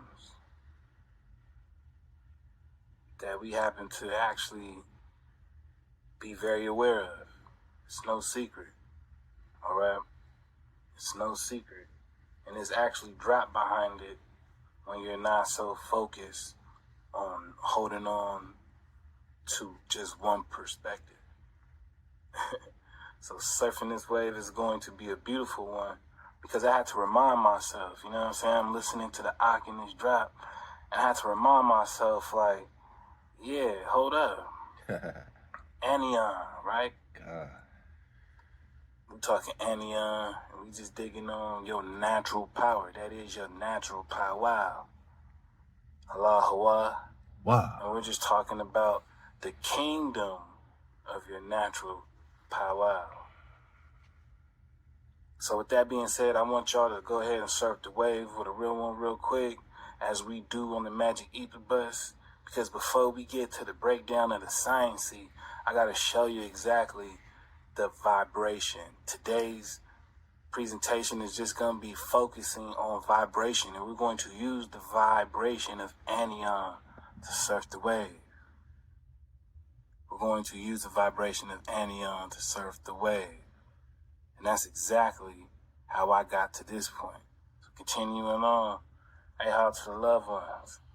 Let go. Let go. Let's get it, man. All right, so we go. Let's get it. I'm belly flopping a little bit. Y'all got the drop. It gets too real, too true. But let's get it from here. Let's go. Power. All right. So a negatively charged ion which moves towards the anode during electrolysis. It means to go up, going up, anion, a thing going up, going up. That's why the bros always telling us it's up, it's up. That's why I'm telling you it's up, we up. Way up. To go up, to go up. What has natural been telling you this whole time? High sky society vibes, high sky society vibes, up. You're going up. They looking for your anion, but only you know where it's at, Shabbatah. Oh, we gonna get to it. Only you know where it's at, Shabbatah. You know what I'm saying? Because we just talking words on them. A node, right? A node. Now let's peep the vibration, because we're talking anion, right? You remember how we started? Vibration. A node. Ways upward, right? Way upward. Way upward. Upward. Way upward. Where's the ether at, though? Where's the ether? Upward, right? Up. Anna being the root word. Anna, ani, anion, ani, right? Pay attention to that vibration. We're talking a way up of a word of uncertain origins. Uncertain origins. See Exodus. Can I make this up? Anion being related to Exodus. Let's go. All right. Cathode, cathe. We're digging on this in real time. Let's you know what go. I'm saying? Real time. A node. We're talking an up, away, right? Up, away. So-called path.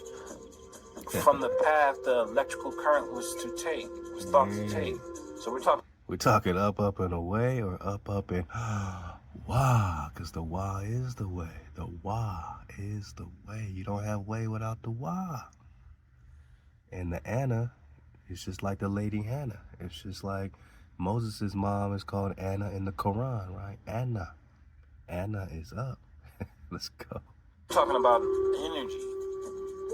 Now I know this says Exodus, we're going to get to that, but let's continue to surf this wave on what they're trying to say. What are they trying to tell us? Okay? So way, when we're digging on way is the road or the path, the course of travel, okay? The space or the freedom of movement. So we're talking about a freedom of movement, a way of being. Freedom, boss. Freedom, boss. We're talking about a path, a course. You know what I'm saying? It makes me think of another word, where this specifically is telling us course of life, as in habits of life, right? Moral, ethical, spiritual choices. You cannot make this up. Spiritual choices. Let's go. In course of travel, a way. So it is our way to find each other by making choices that connect us spiritually in this ether, this space, as we yearn and search for freedom. Pop off, man. It is also to go, to move, to transport in a vehicle. We're really surfing the wave with ANION. We're really surfing the wave with ANION. The wave.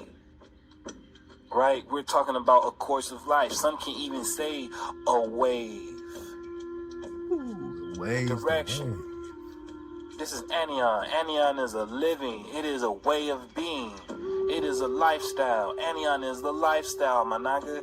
Anion also provides you a vehicle. And what is a vehicle? Any means of conveying or transmitting. And what has natural been trying to tell you? How to transmutate what? How to transmutate what? What have I been trying to tell you? How to transmutate what? We're talking anion. Anion. To go, to convey, to bear, a conveyance, a carriage, transport in a vehicle, related to wagon. We're talking up. Where's the ether? Up.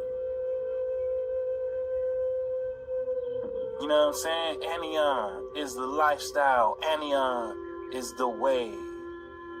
Because when we're talking about transmit, we're talking about to send over, onward, or along, cause to pass or to go to another person or place. Across, beyond, across and beyond. Now, we were touching earlier how anion, in the beginning, you got to go back and get it. In the beginning, how anion meant this very thing. It meant this very thing. We're talking about vibrations of anion. We are speaking the vibrations of anion. Transmit. Wow. A conversion. We're talking about across and beyond. Remember I told you to keep those words in mind when we were surfing in the beginning. Across. And you dodging all hijacks. It just means what? From one side to another. We can't make this up. From one side to another. One side to another. Belly flow, let's go. Your melanin was meant to intake all of that ionic energy to go up. And we'll come back to revisit this. But I want to let it sit on your mind bone as you meditate on the very fact that Natural's been telling you this whole time. The good bro has been telling us this whole time. Wow. Allahu. Wow. Yeah, it's time to go up, Shabbat. We only gonna go up from here on out, Shabbat, because we're digging on words. And when we're digging on words, we have words like an agonist. An agonist is a chemical that activates a receptor to produce a biological response. Receptors are cellular proteins whose activation, remember how I told you, you can't activate this just because you look like this. You got a KTC. So whose activation causes the cell to modify what it is currently doing. In contrast, an antagonist blocks the action and the agonist, while an inverse agonist causes an action opposite to that of the agonist. Right? And it's almost as if the term antagonist, like, yo, right? And the agonist is the positive effect. It is the activation. It activates the receptor. You have melanin receptors. All right, you have melanin receptors.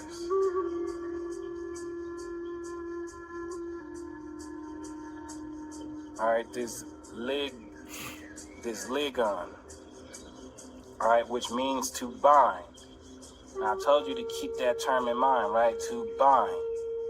Because this is literally the frequency, the vibration of anion. Binding on to that positive. Or technically the negative ion, right? Because we're digging on the negative energy, that naga energy. All right?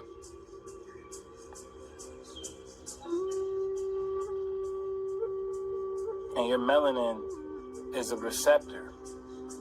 So when you're activated in the way that you need to be, you are able to intake all that you need so that we can go up, so that you can go up. All right, because the hydrogen anion, all right, the hydrogen anion, we getting specific in what we're saying, all right, is an important constituent,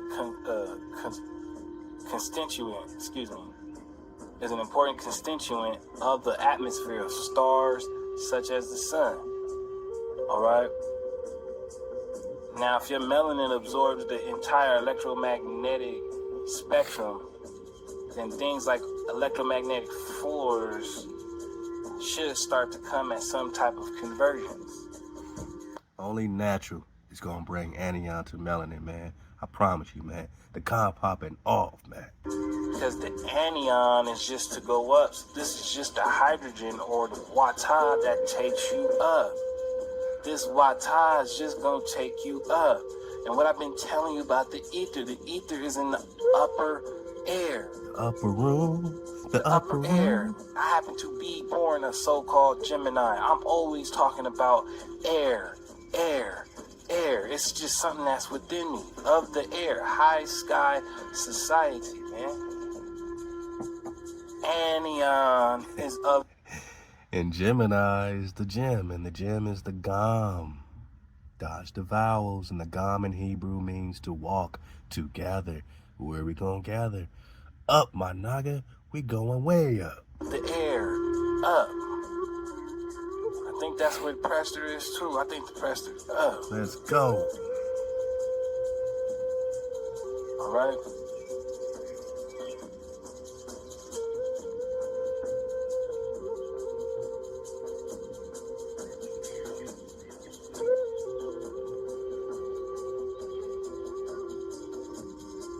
I want to build on this.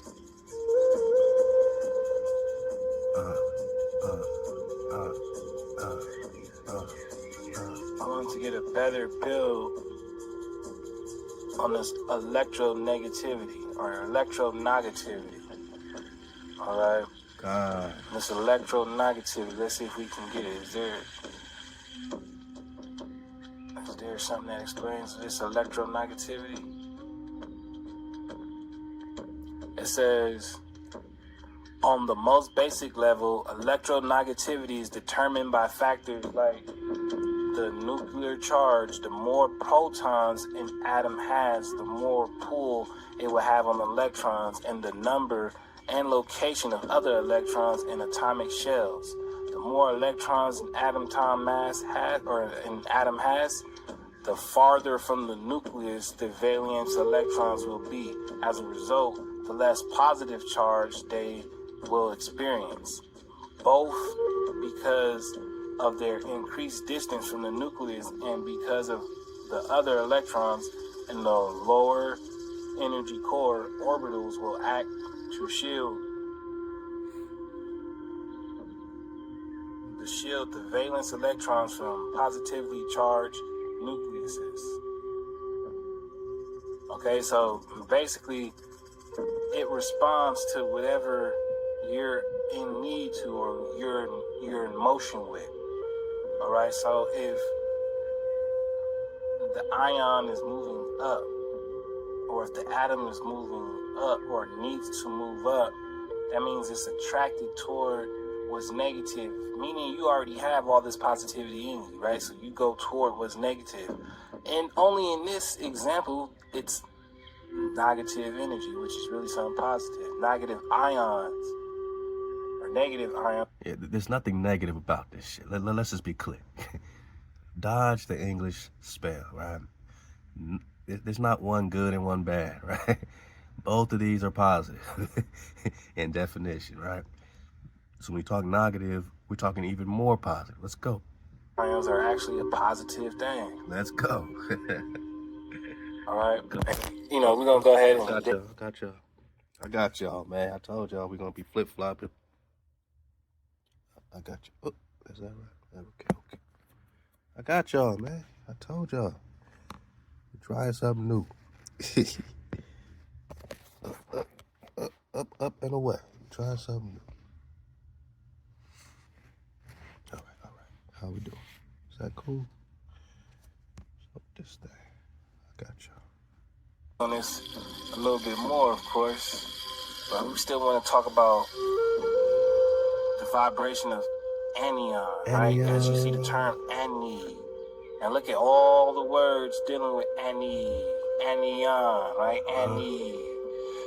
It just means to breathe. To breathe. That is Hawa. Hawa. Hawa. So we're talking about that wata, that breath.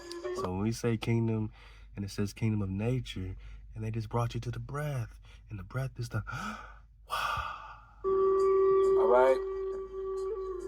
We're talking about the wind, the breath, the rational soul, the mind, life, mental powers, consciousness, pop off now. Responsibility, or sensibility, courage, desire, the living being, the soul, the mind, disposition, passion, courage. All right, all of these things, the breath, the soul, all of this dealing with ANION. ANION. Speaking life unto one another. ANION. Let's go back. A conversion. We're talking about across and beyond. Remember I told you to keep those words in mind when we were surfing in the beginning. Across. When you dodging all hijacks, it just means what? From one side to another. We can't make this up. From one side to another. Exodus. One side to another. Across. Ibaru. You see what's going on with ANION? You see what's happening with ANION? It means on the other side. A result of crossing. On the other side. ANION regnum. On the other side. Do you hear what's being said? Oh, you're going to feel these vibrations. You're going to feel these vibrations. Because we're building on the vibration of ANION. They're searching for ANION. They was looking for ANION. They've been searching for the Prester forever. And Natural's starting to think he knows where he is. I think I know where the Prester is. Because when we're talking about Hebrew, right, and Israelite, we just got from the drop, but it literally means one from the other side. Body bag. One from the other side. Region on the other or opposite side. Alright? A biblical Israelite. A biblical Israelite. A biblical Israelite. That's what we're digging on. We're still building in ANION. We're not done. We're not even nowhere near letting off the hijack, because this all means the same thing. Yeah. It all means the same thing. We're just building off ANION, because it all means the same thing. It all means the same thing. We're just charging on ANION. Halal HWH. Belly flop. And that's when I looked it up. And when I looked up that ANION, Natural is going crazy with ANION. that's where I got the drop. Because we see ANION as an ancient arms, an ancient coat of arms. We see ANION. So we know this is an ancient vibration, an ancient frequency. It says that ANION, which literally means anvil, and connotes the qualities of stability and fortitude. Some experts also associate the surname ANION with the Welsh word ANION, which means upright or just. Upright or just. And then we got these different variations of ANION. Alright? We even got right here ANION the priest. And I'm like, is that the reason they don't want us digging on it? Because let that be another name for Prester John. ANION. Let go. Let that be another name for Prester John. ANION. You know, I'm really surfing the wave. I'm just like, I can't believe they try to do us like that, man, in real time. You know what I'm saying? But we on the neck of these hijacks because I'm surfing the wave with my tribe, my Shabbatai, my Shabbat flow. Anvil or anvil. It is a heavy steel or iron block with a flat top. Concave sides are typically a pointed end on which metal can be hammered and shaped. Alright? Now it's crazy how we're also talking about, now look, we cannot make this up. Let's go, Khan. Let's go, Khan. We're talking about clouds, right? But not just that, another term for what? Another term for what? Another term for what? Oh, we just surfing the wave. You know what I'm saying? But it's a trip how they threw in cloud right here, man. Now, didn't Israel have to follow the cloud out of the Exodus, right? In the Bible, they translated all the clouds, and we dug on the clouds. We went into etymologies, and it just means like just any type of mass, transient mass or something like that that's above you, whatever. So it's not a cloud like you think cloud. A cloud just meant something that was like hovering above you, and Israel had to follow the cloud. So as you can see, it's time to get into some words. Let's dig through these words like natural always does, all right? Belly flopping. Of America. These lost tribes. So see, we just surfing the wave, all right? And we're getting a drop for what it is. So shalom to you. Hawa hawa. We're just surfing the wave. Let's get it. Shabbat. The hope of Israel. And what Spinoza means by the Ethiopian. Alright. And you know, the hype has been going on about this, right? But did Spinoza consciously or subconsciously mean something more than black man or Negro when he referred to the scabrous Brazilian which haunted him in his waking dream? Alright. Prolific rabbi Manasseh ben Israel, who was intimate to Spinoza and his family in 1650, published The Hope of Israel in both English and Latin in response to increasing fervor over the report that the Portuguese New Christian Antonio Montesinos during his travels to South America had discovered those of the lost tribe of Reuben. Now you know that that's always gonna get them hype, right? Remember the Reuben flow when it comes to David. That was kind of a part of the title, you know what I'm saying? When you talk about the DAUDs, the Deweys, Raiden King, Rodinia, right? Reuben, Gad, and Manasseh is also Reubani. So when they're coming over here talking about Reuben, you're really talking about the Khan of Khans, who's the king of Reuben, Gad, and Manasseh. Whether we're talking about the northern tribes and the southern tribes, King David is the Khan of them all. Natural, take the wheel for the dismount. Lost tribes of Israel and them being found. So this is being mentioned as we see with these Negroes, right?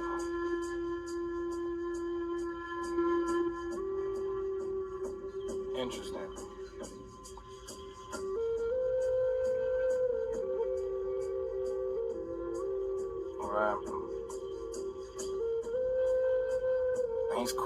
He's correlating them to the indigenous of America. These lost tribes. So see, we just surfing the wave, alright? We're getting a drop for what it is. So saying that the American Indians might have descended from the northern Israelite kingdom who in the 8th century BCE were scattered by their Assyrian conquerors. Alright? And you should know what time it is, surfing away. We're just building ANION, right? And Ruben went to America via China, man. But where's China, boss? Because last time I checked, the Chinese sailed across this sea. Kapangu. Yeah. So you have to get through China to get to the Americas. It's all one place. It's all one thing. And now we know and we see clearly. Because we're building on ANION, let's get it. It says, based on the story told by Antonio de Montesinos, the book of Isaiah, and the report of a Jewish colony in China, Rabbi Manasseh came up with the story that shortly after the Assyrian destruction of the kingdom of Israel, the Jews first went to China, more specifically those from the tribe of Reuben. They out of Tartary, now keep this in mind, right? Surfed away. They out of Tartary went to China by that famous wall in the confines of both. And from there they went to the West Indies by the Strait of Anion. Subsequently, the natives of the East Indies defeated the Israelites and pushed them into South America, where Montesinos found them. The discovery of the Jewish colony in China made this story wholesome. It confirmed the dispersed Israelites did indeed pass through China, and China was a stopover for them on the way to America. So here we got these supposed Israelites who happen to be Indians coming out of Tartary, crossing through the Straits of Anion. They're Chinese Jews. You see how all of these things are in all these different vibrations? But when your orientation is exactly how it should be, it all comes together as your indigenous drop. And that's exactly why we surfed the wave with Anion on the search for the Prester. So shalom to the tribes. Halal HWH.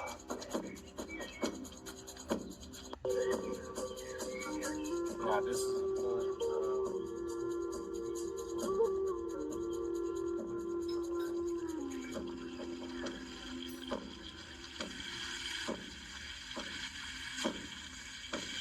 book is called A History of the Geographical Discovery in the 17th and 18th Centuries by Edward Hewood. Alright? And we're digging on the fact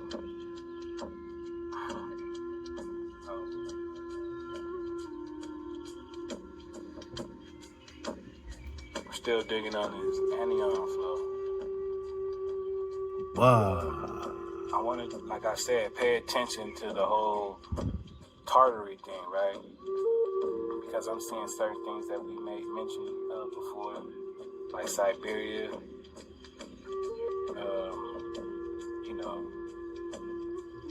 This term right here. We got Tartar chiefs, and now we're talking Khan.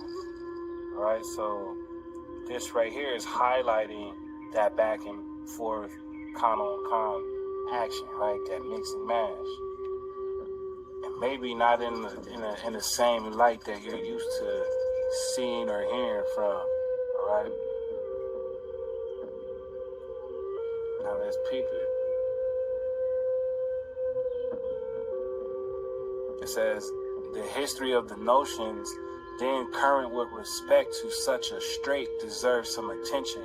During the greater part of the 15th century, one of the problems which chiefly exercised the minds of geographers was the so-called Strait of Anion, supposed in some way to connect the Atlantic and Pacific, though the origin of the name is lost in obscurity. And you should already key in on this, right? Lost in obscurity. The idea is said to date from the voyage of Corterio to Labrador in 1500, which seemed to indicate the existence of a passage to the north of America. But it is remarkable that none of the early maps placed the Strait of Anion in this locality, but in the position of the Bering Strait as now known. All right. It says it appears thus in the map of Zoteri, and in various other maps, some anonymous of the latter half of the same century, including that of Frostbiger. Anion also appears as the name of a country or the other side of the strait. Now that's pretty major, right? It appears as the name of a country on one or the other side of the strait. So it's telling you a whole lot right there. Because it's telling you it's the name of a country.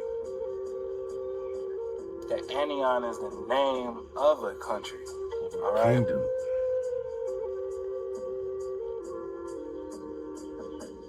So we're going to carry on, continue. All right, so we're still in that same book, right? I want to bring your attention down to this part. It says, it was chiefly in the portion of the continent which layest nearest to Asia and was thus most in touch with events in the East Indies that the bounds of knowledge were extended, and here too, as in so many parts of the world at a time, the progress effected was mainly the work of Jesuit missionaries. Attention had long been directed to Abyssinia through the fame of its Christian potentate, erroneously identified with Prester John of earlier times, who was in reality an Asiatic prince. Natural is breaking it down so it can forever and consistently be broke, man. So we don't have to connect Anion with Prester John. They already have connected Anion with Prester John. The kingdom of nature is the kingdom of the Prester. Right, so the Prester being an Asiatic prince, you really know priest king because we dodging all hijacks. Right, but we're talking your Prester. And we just got the Abyssinia, and, you know, we just picking up from where we left off, right? We're still talking part 4 on you. All right, so now that we got that, there's something down here. All right, now that we got that, you know, we spotting the Prester as an Asiatic royalty. Remember that clip that we got where he found the Afro-Asiatics of West America? Alright, so we're getting this correlation to Anion and Prester John being this Asiatic king, Asia being over here in the Americas, as far as, you know, it being the true East. Still at the same time, we're breathing West on it. Let's go, butterfly. Let's get that back on that. Interesting. Anion.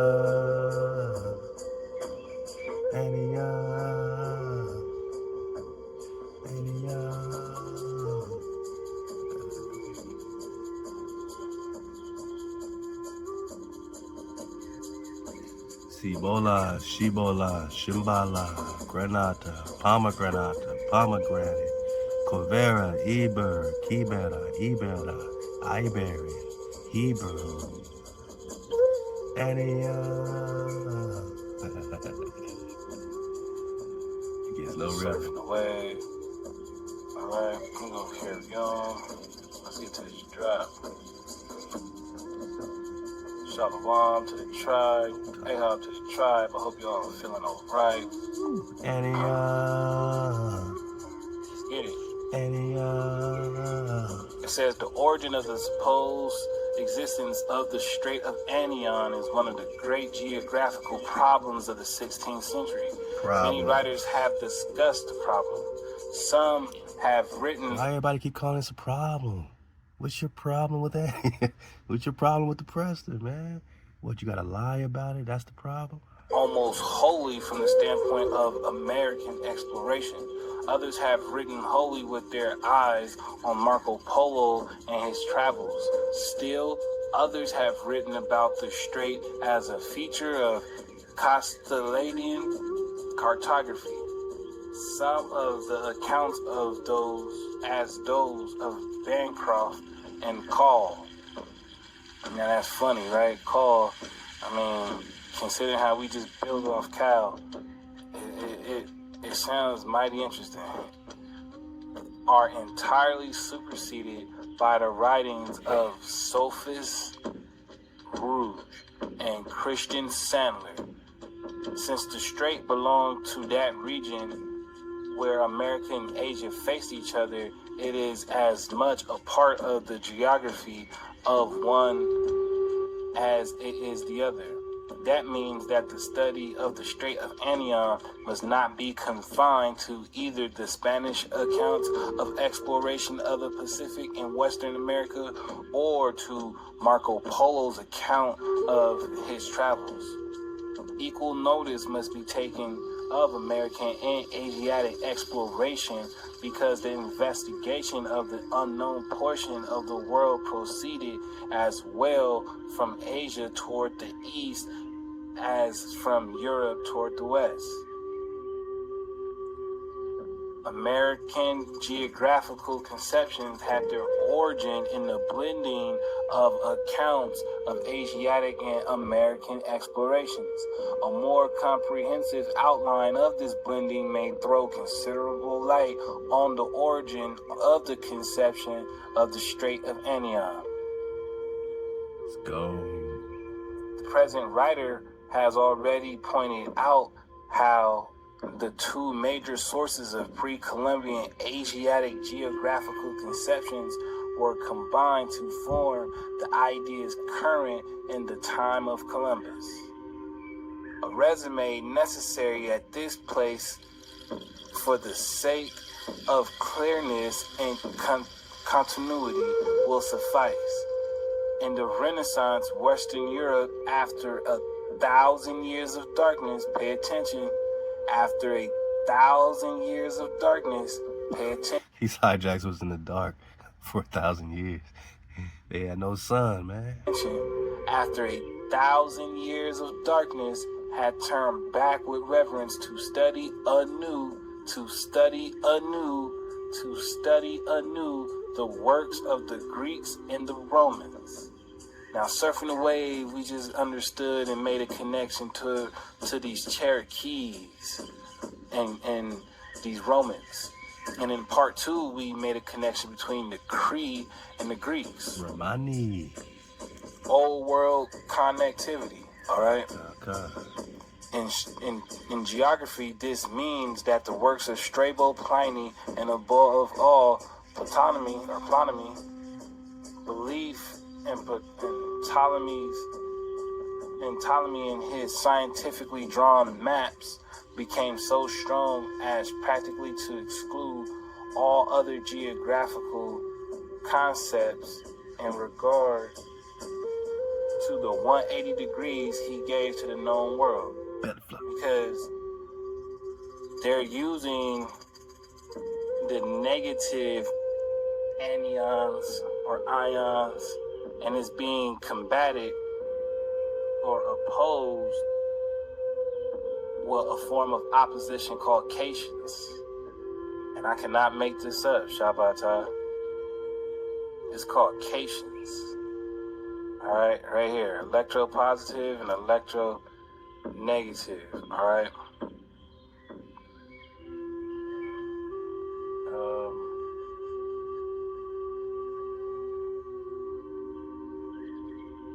It's crazy what's going on, but it's called cations, okay? And these cations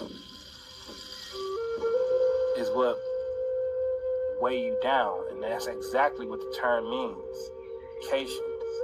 And it's a part of this electrolysis process. This is where I got the amber from, because I looked it up and I saw, damn, this is going back to some Tartarian shit because of the amber, right? And it means dissolution.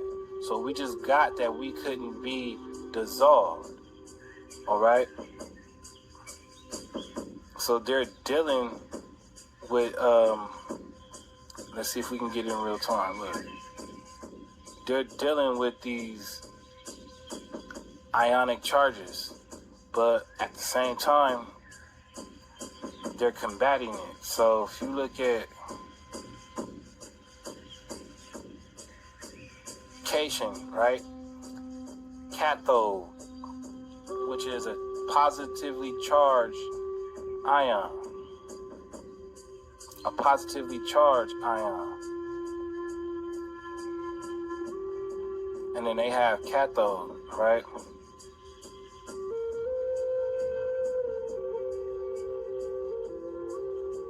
The negatively charged electrode. So it seeks to find its opposite. And that's how this works. So if I put what's the opposite of, look at this, right?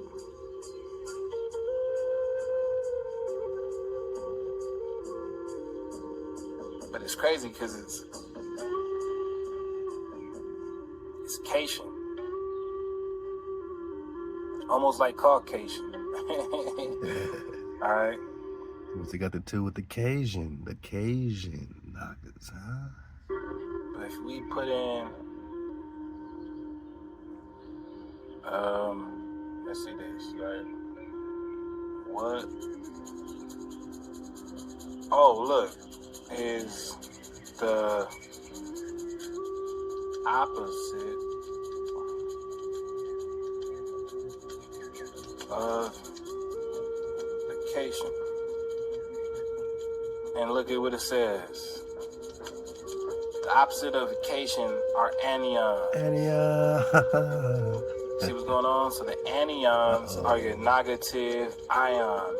They are negatively charged because they have gained one or more electrons and therefore have more electrons than protons. Naga, it's like when you see clearly the whole world is just broken down into particles, man. And these tribes are representative of these particles, and this is just the breath, the natural, by law, order over chaos. So that's interesting when we're looking at the periodic table, right? Because when we're looking at the periodic table, look at where hydrogen is. And what this means is that it's easier for hydrogen to go up. So all of these elements right here, look at carbon. All right, pay attention to oxygen. Look at all these elements. They're seeking to go up. The higher they are on the table, the more they want to go up. Anything up here, all it wants to do is just go up. It just wants to rise to the top. It just wants to rise to the top. Cool.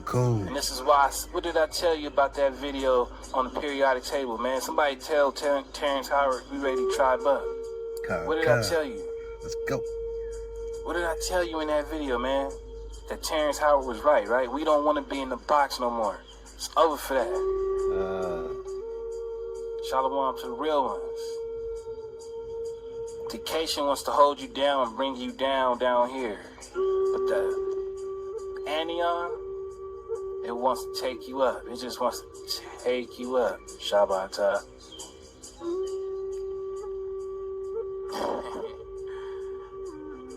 Man, what a flow. We cannot make this up.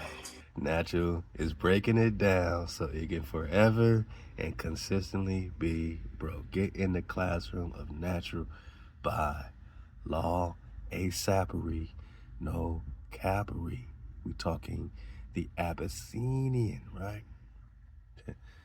Prester John, Emperada, de Abyssinios. Original name for Ethiopia. This is the Khan of Anion. This is the Anion Khan. We got the drop. I mean, we're talking Anion. which is what's flowing out the water. This is what's flowing out the water. We talking ANION, Managa, which means we talking ANION. Love to the David Rumsey map collection. I can't make this stuff up. It's all over the maps when you know where to look, man, when you see clearly. ANION, straight to ANION, ANIONO, ANION, con. And you got the R's with the unicorn flow. And what does the unicorn got to do with Prester John in there, man? Huh? And it's another ANION right here.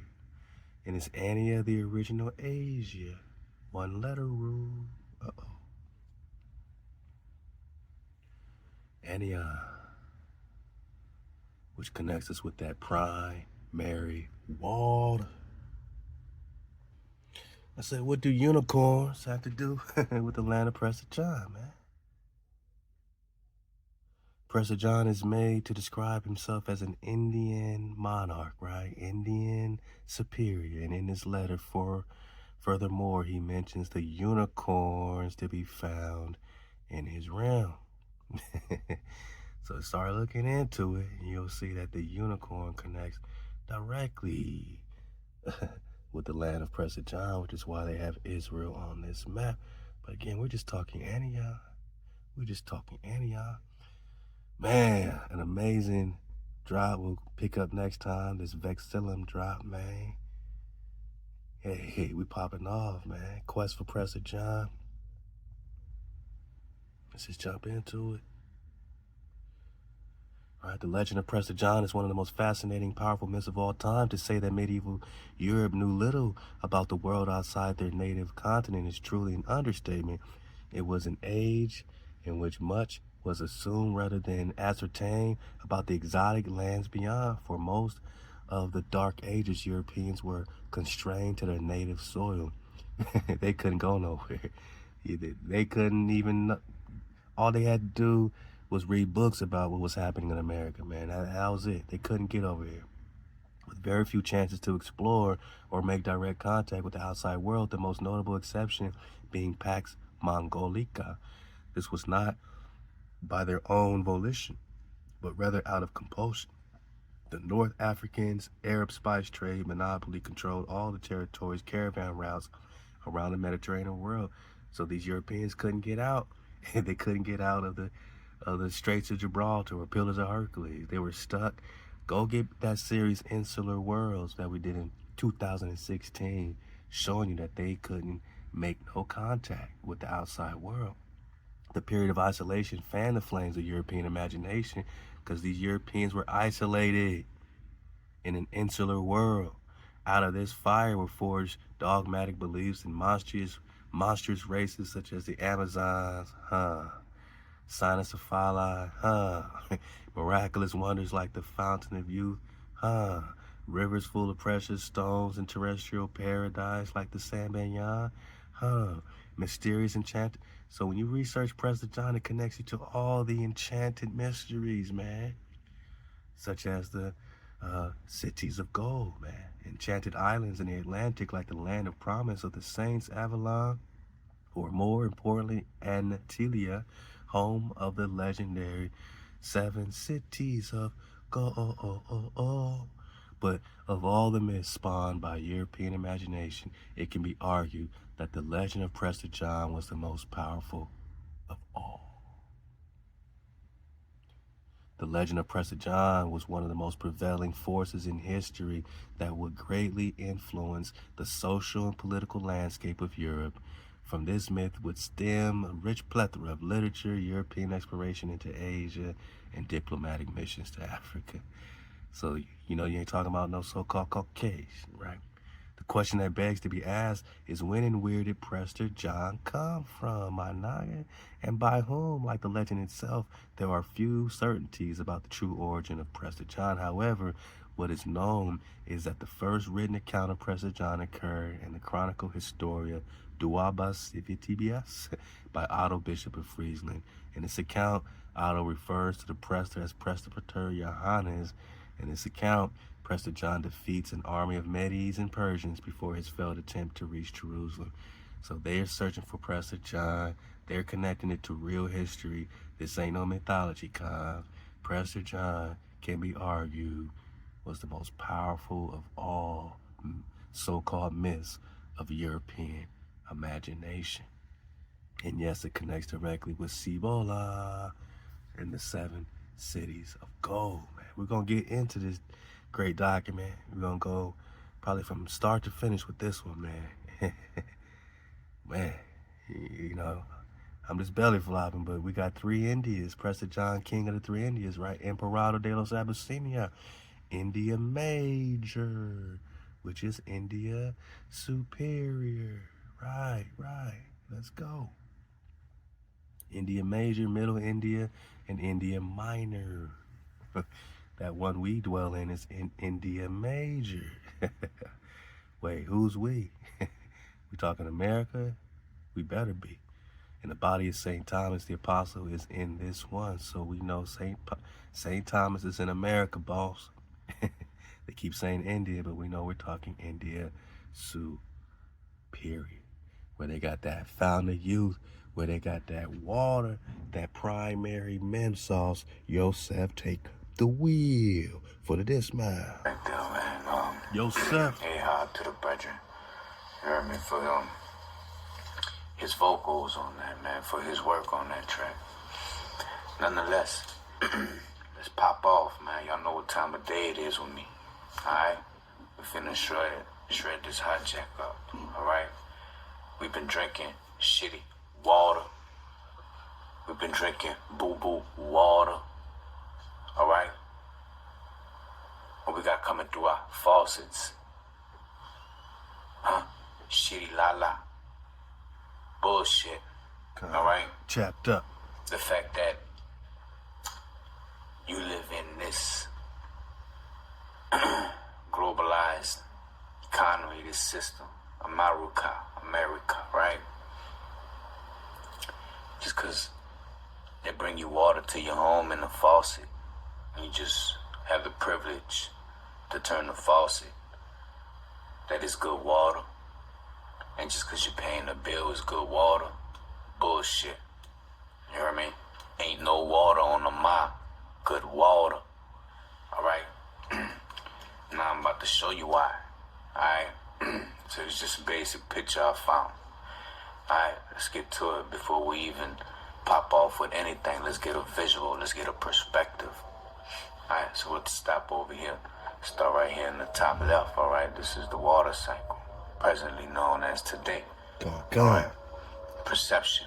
Alright, these clouds, they're already holding H2O.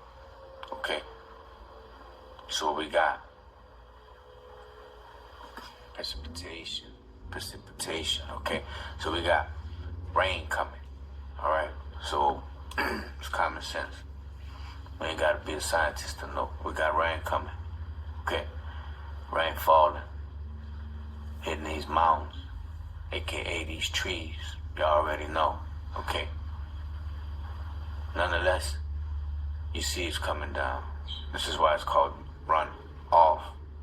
You see the run off. Okay? You see the run off. What are we acquiring here? Okay? Now, our investigations with superior water has gone so deep that we have gotten into the Old Testament, the only Testament. Okay? So there's no old or new about it. The only Testament. Okay? Been in our Torah. Okay? From way back when Hawa created things. Okay? From when Hawa created things.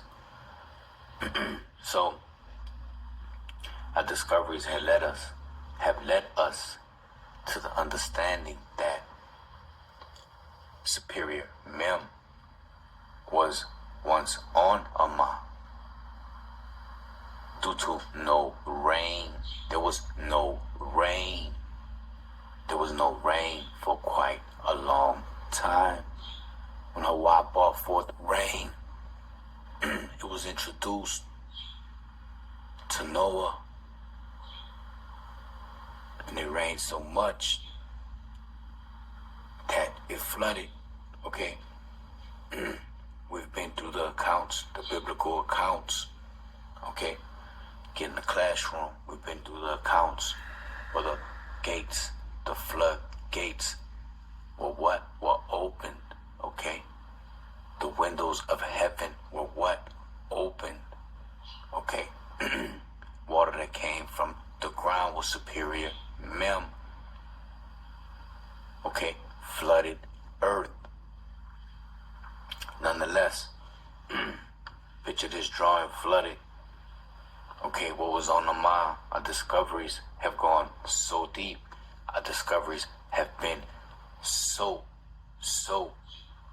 to the T that we have understood and come to a conclusion why our water is the way it is. Okay, we speak of phosphorus, Ahab to the Budra, to the brethren, natural by law. Let's go. We wouldn't be here today without that. Natural. So, supernatural. Nonetheless, Ahab, the water for your energy. That water. Right? We understand this Luciferian phosphorus, aka, okay, what are we talking about? We're talking about Luciferian, okay? If you lost, it's because you haven't gotten the drops. You need to stay tuned in. Get part 1, y'all. Okay, so you have this Luciferian, okay, that has a name that correlates to phosphorus. Phosphorus. What's phosphorus? Phosphorus is everywhere, especially in the plant life. Phosphorus is everywhere on rocks. Okay, so everything has phosphorus. Anything living has phosphorus. It's within our bones. So what am I getting at? We had a flood. There was a big flood. What was the reason for the flood? To get rid of the abominations, okay, that was put on the people of Amma, okay? This mankind was out of line, okay, for a long time. Hawaii gave them reasonable enough time to change their ways, yet no one changed their ways. So a flood was brought upon them. Death, okay? There were giants on the land. Understand, overstand. What we had going on, abominations, Atlantis, okay? Half-breeds, hybrids, okay? These algorithms, okay? Running through. These people were worshiping these false things, these false deities. They were making them false deities, okay? Hijack City. Let's belly flop. You know what? Let's just get it. And whatever uses there are, and then go through the sewage lines and retreating is absolute insanity. Yes. Not necessary because of It's the technology ridiculous. that you've developed. An article in the paper I got here before me today is talking about treating 200 million gallons of sewage for reuse. Now, who in the devil would want to use sewage water Not again? me. When it's unnecessary. Absolutely unnecessary. And your water supplies literally are limitless. Naturally, they are limitless. They claim that the water is from the surface seeped in over long periods of time into the rock structure. Itself an impossibility. It couldn't go down through impervious rocks. Neither nor below the zone of oxidization. The pressure there is too high for water to continue. Rock is twice the pressure or the weight from water itself. Sure.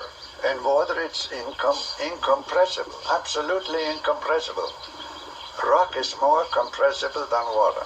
You can't compress This is it, man. the standard knowledge that we have had for a long time. Long Compressibility of water has been around, known for many years. That's why it is used in the industries for pressure checking. Overstand everything. To talk about reclaiming water from sewage use for public demand, why, it's ridiculous. It's a And unnecessary. absolutely unnecessary.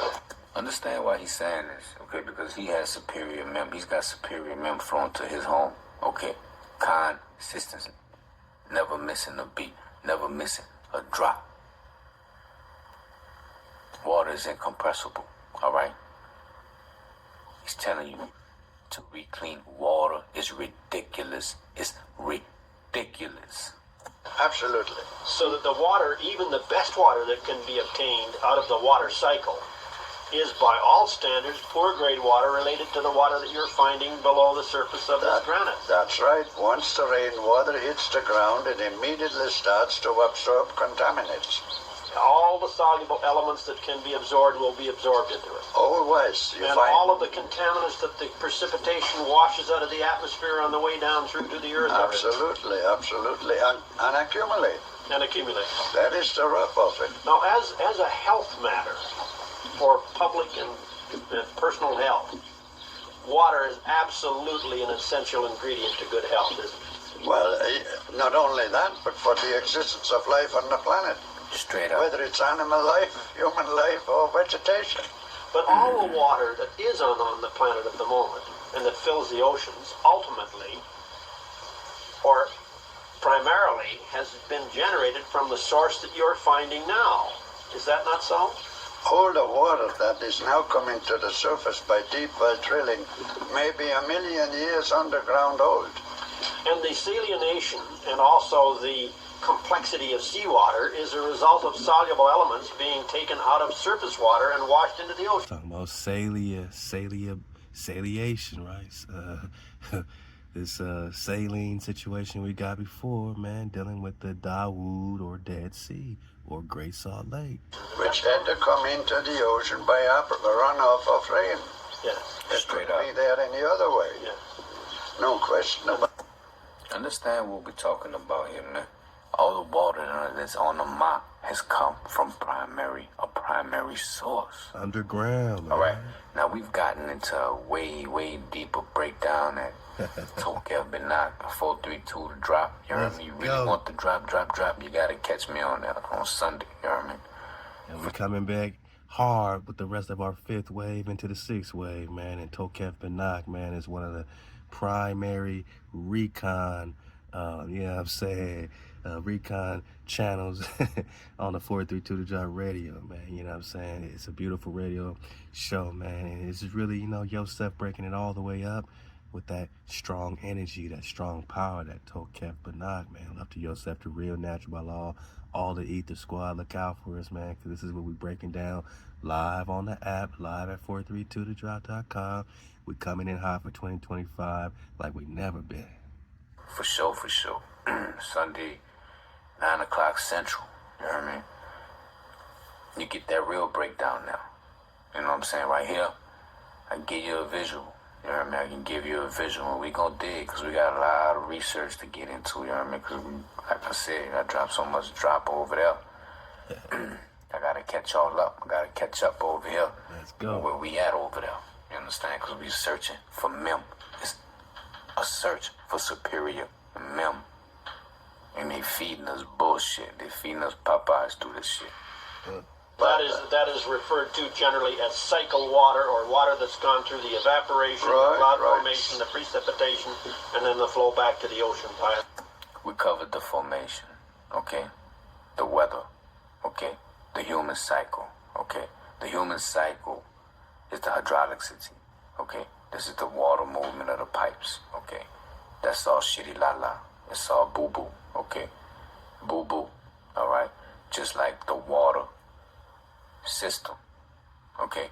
It's boo-boo, runoffs, evaporation, rain again, runoffs, evaporation. You know what I'm saying? We got accumulation going on. Let's go. Why science and the teaching today of science has ignored the presence of about 1,500 big wells or springs in the world that go from 10,000 to 200,000 gallons a minute constantly.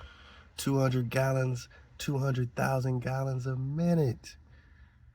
Over 1,500 springs with fresh water. They want us to believe in this water cycle with this rain precipitation, and that's where the water comes from, the rain. No, it comes from the primary steam from the magma, from this volcanic situation underground, man. Hawaii keeps pumping it up like an elevator going up, like ANION. Let's go. Back into antiquity. And way back.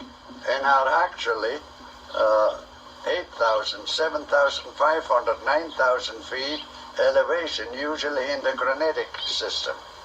It's not explained. We have 2 wells in America, or springs in America. They produce 800 million daily. Whoa. One is in Missouri and the other is in 800 million gallons daily. the desert in western Oregon. 800 million Gallons per minute. Right. And Per day. the one in Oregon, western desert of Oregon, is produced. And 800 million daily, right? Wow. All right. Wow. 800 million daily. When we saw this plant, okay, advertisement, all right? God. The man said that on an average count, one human uses 100 gallons. Now look, I'm gonna be honest with you. I don't think I use 100 gallons a day. No, I don't.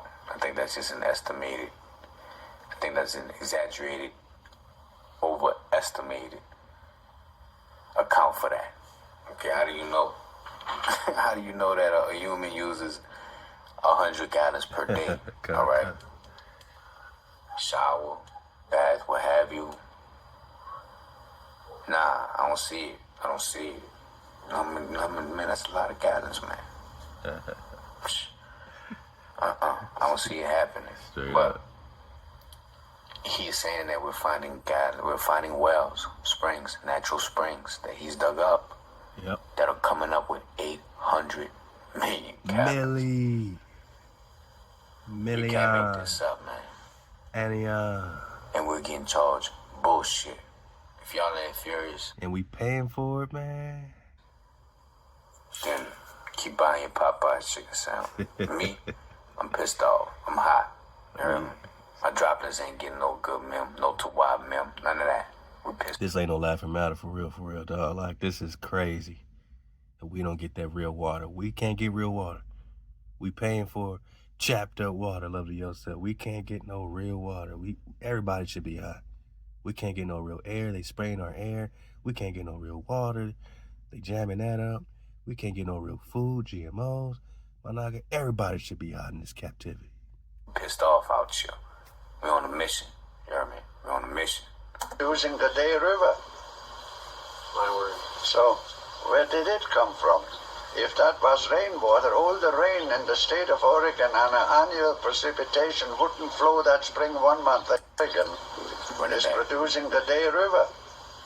My word. So, where did it come from? He's saying that a well is producing a river.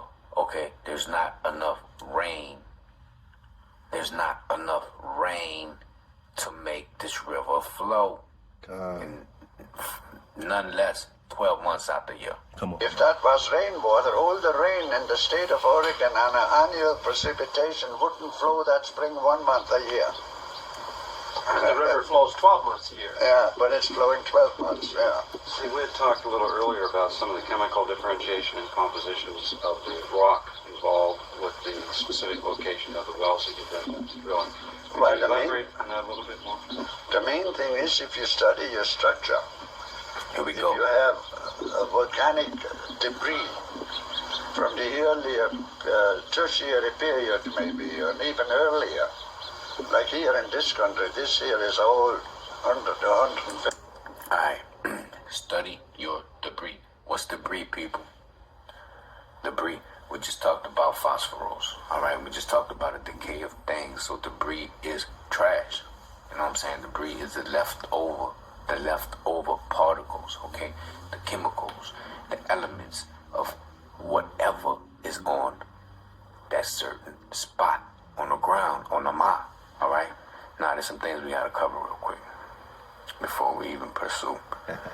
Alright, cause we got our game up a little bit, getting a little background, you heard me? So, let's cover some things we need to cover. Do I have it up here? Let me get it from here. Spring.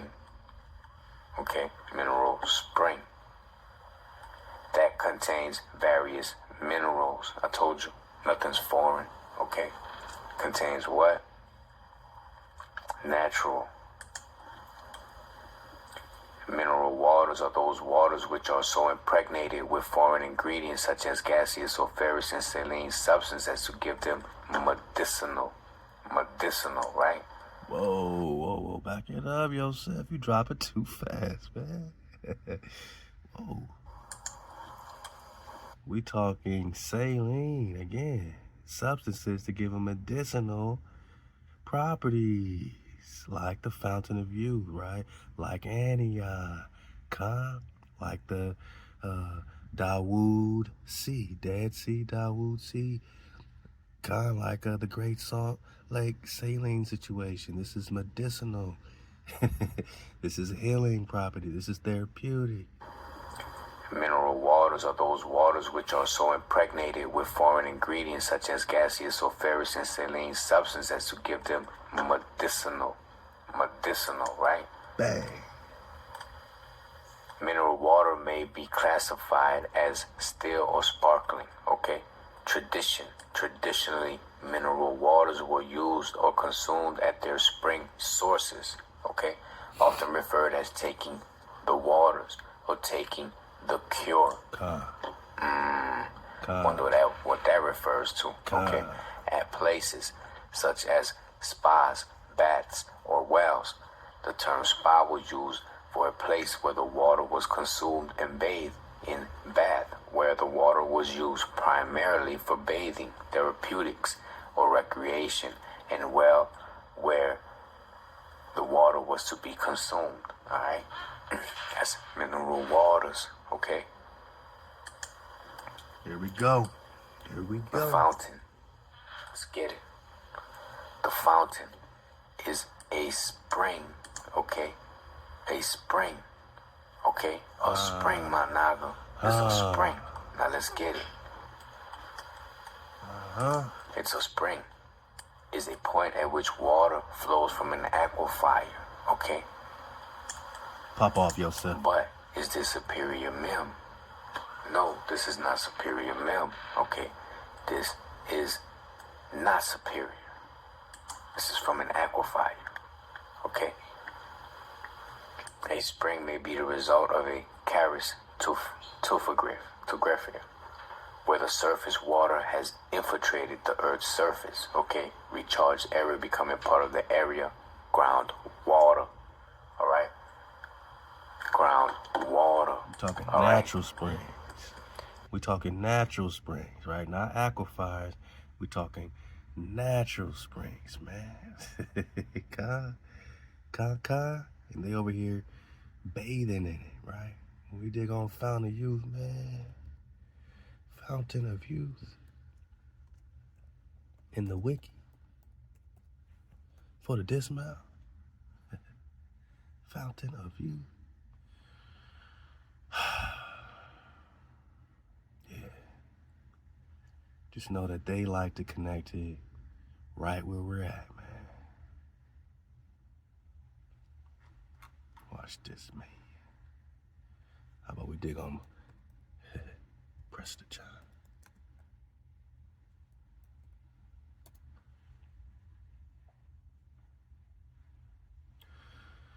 Because then they start connecting the waters, man. You know what I'm saying? And this fountain to the stores of Prester John, right? And we didn't have to go far to connect the ANION to the Prester John. You just got to look up Fountain of Youth, and they're going to take you directly to the Prester John. And here they are bathing in it, just like they are over here bathing in it, man. And I can't make this up, and we can't make this up. But this is what we call surfing away, and this is what we call hijack city. I appreciate all my cons, man. We picking it all the way up in 152. This has been your 151st installment of your Prester John investigation. Well, we know we talking David when we talk Promised Land, when we talk Dead Sea. We talking DAUD. We just talking DAUD. And this is where it all comes back.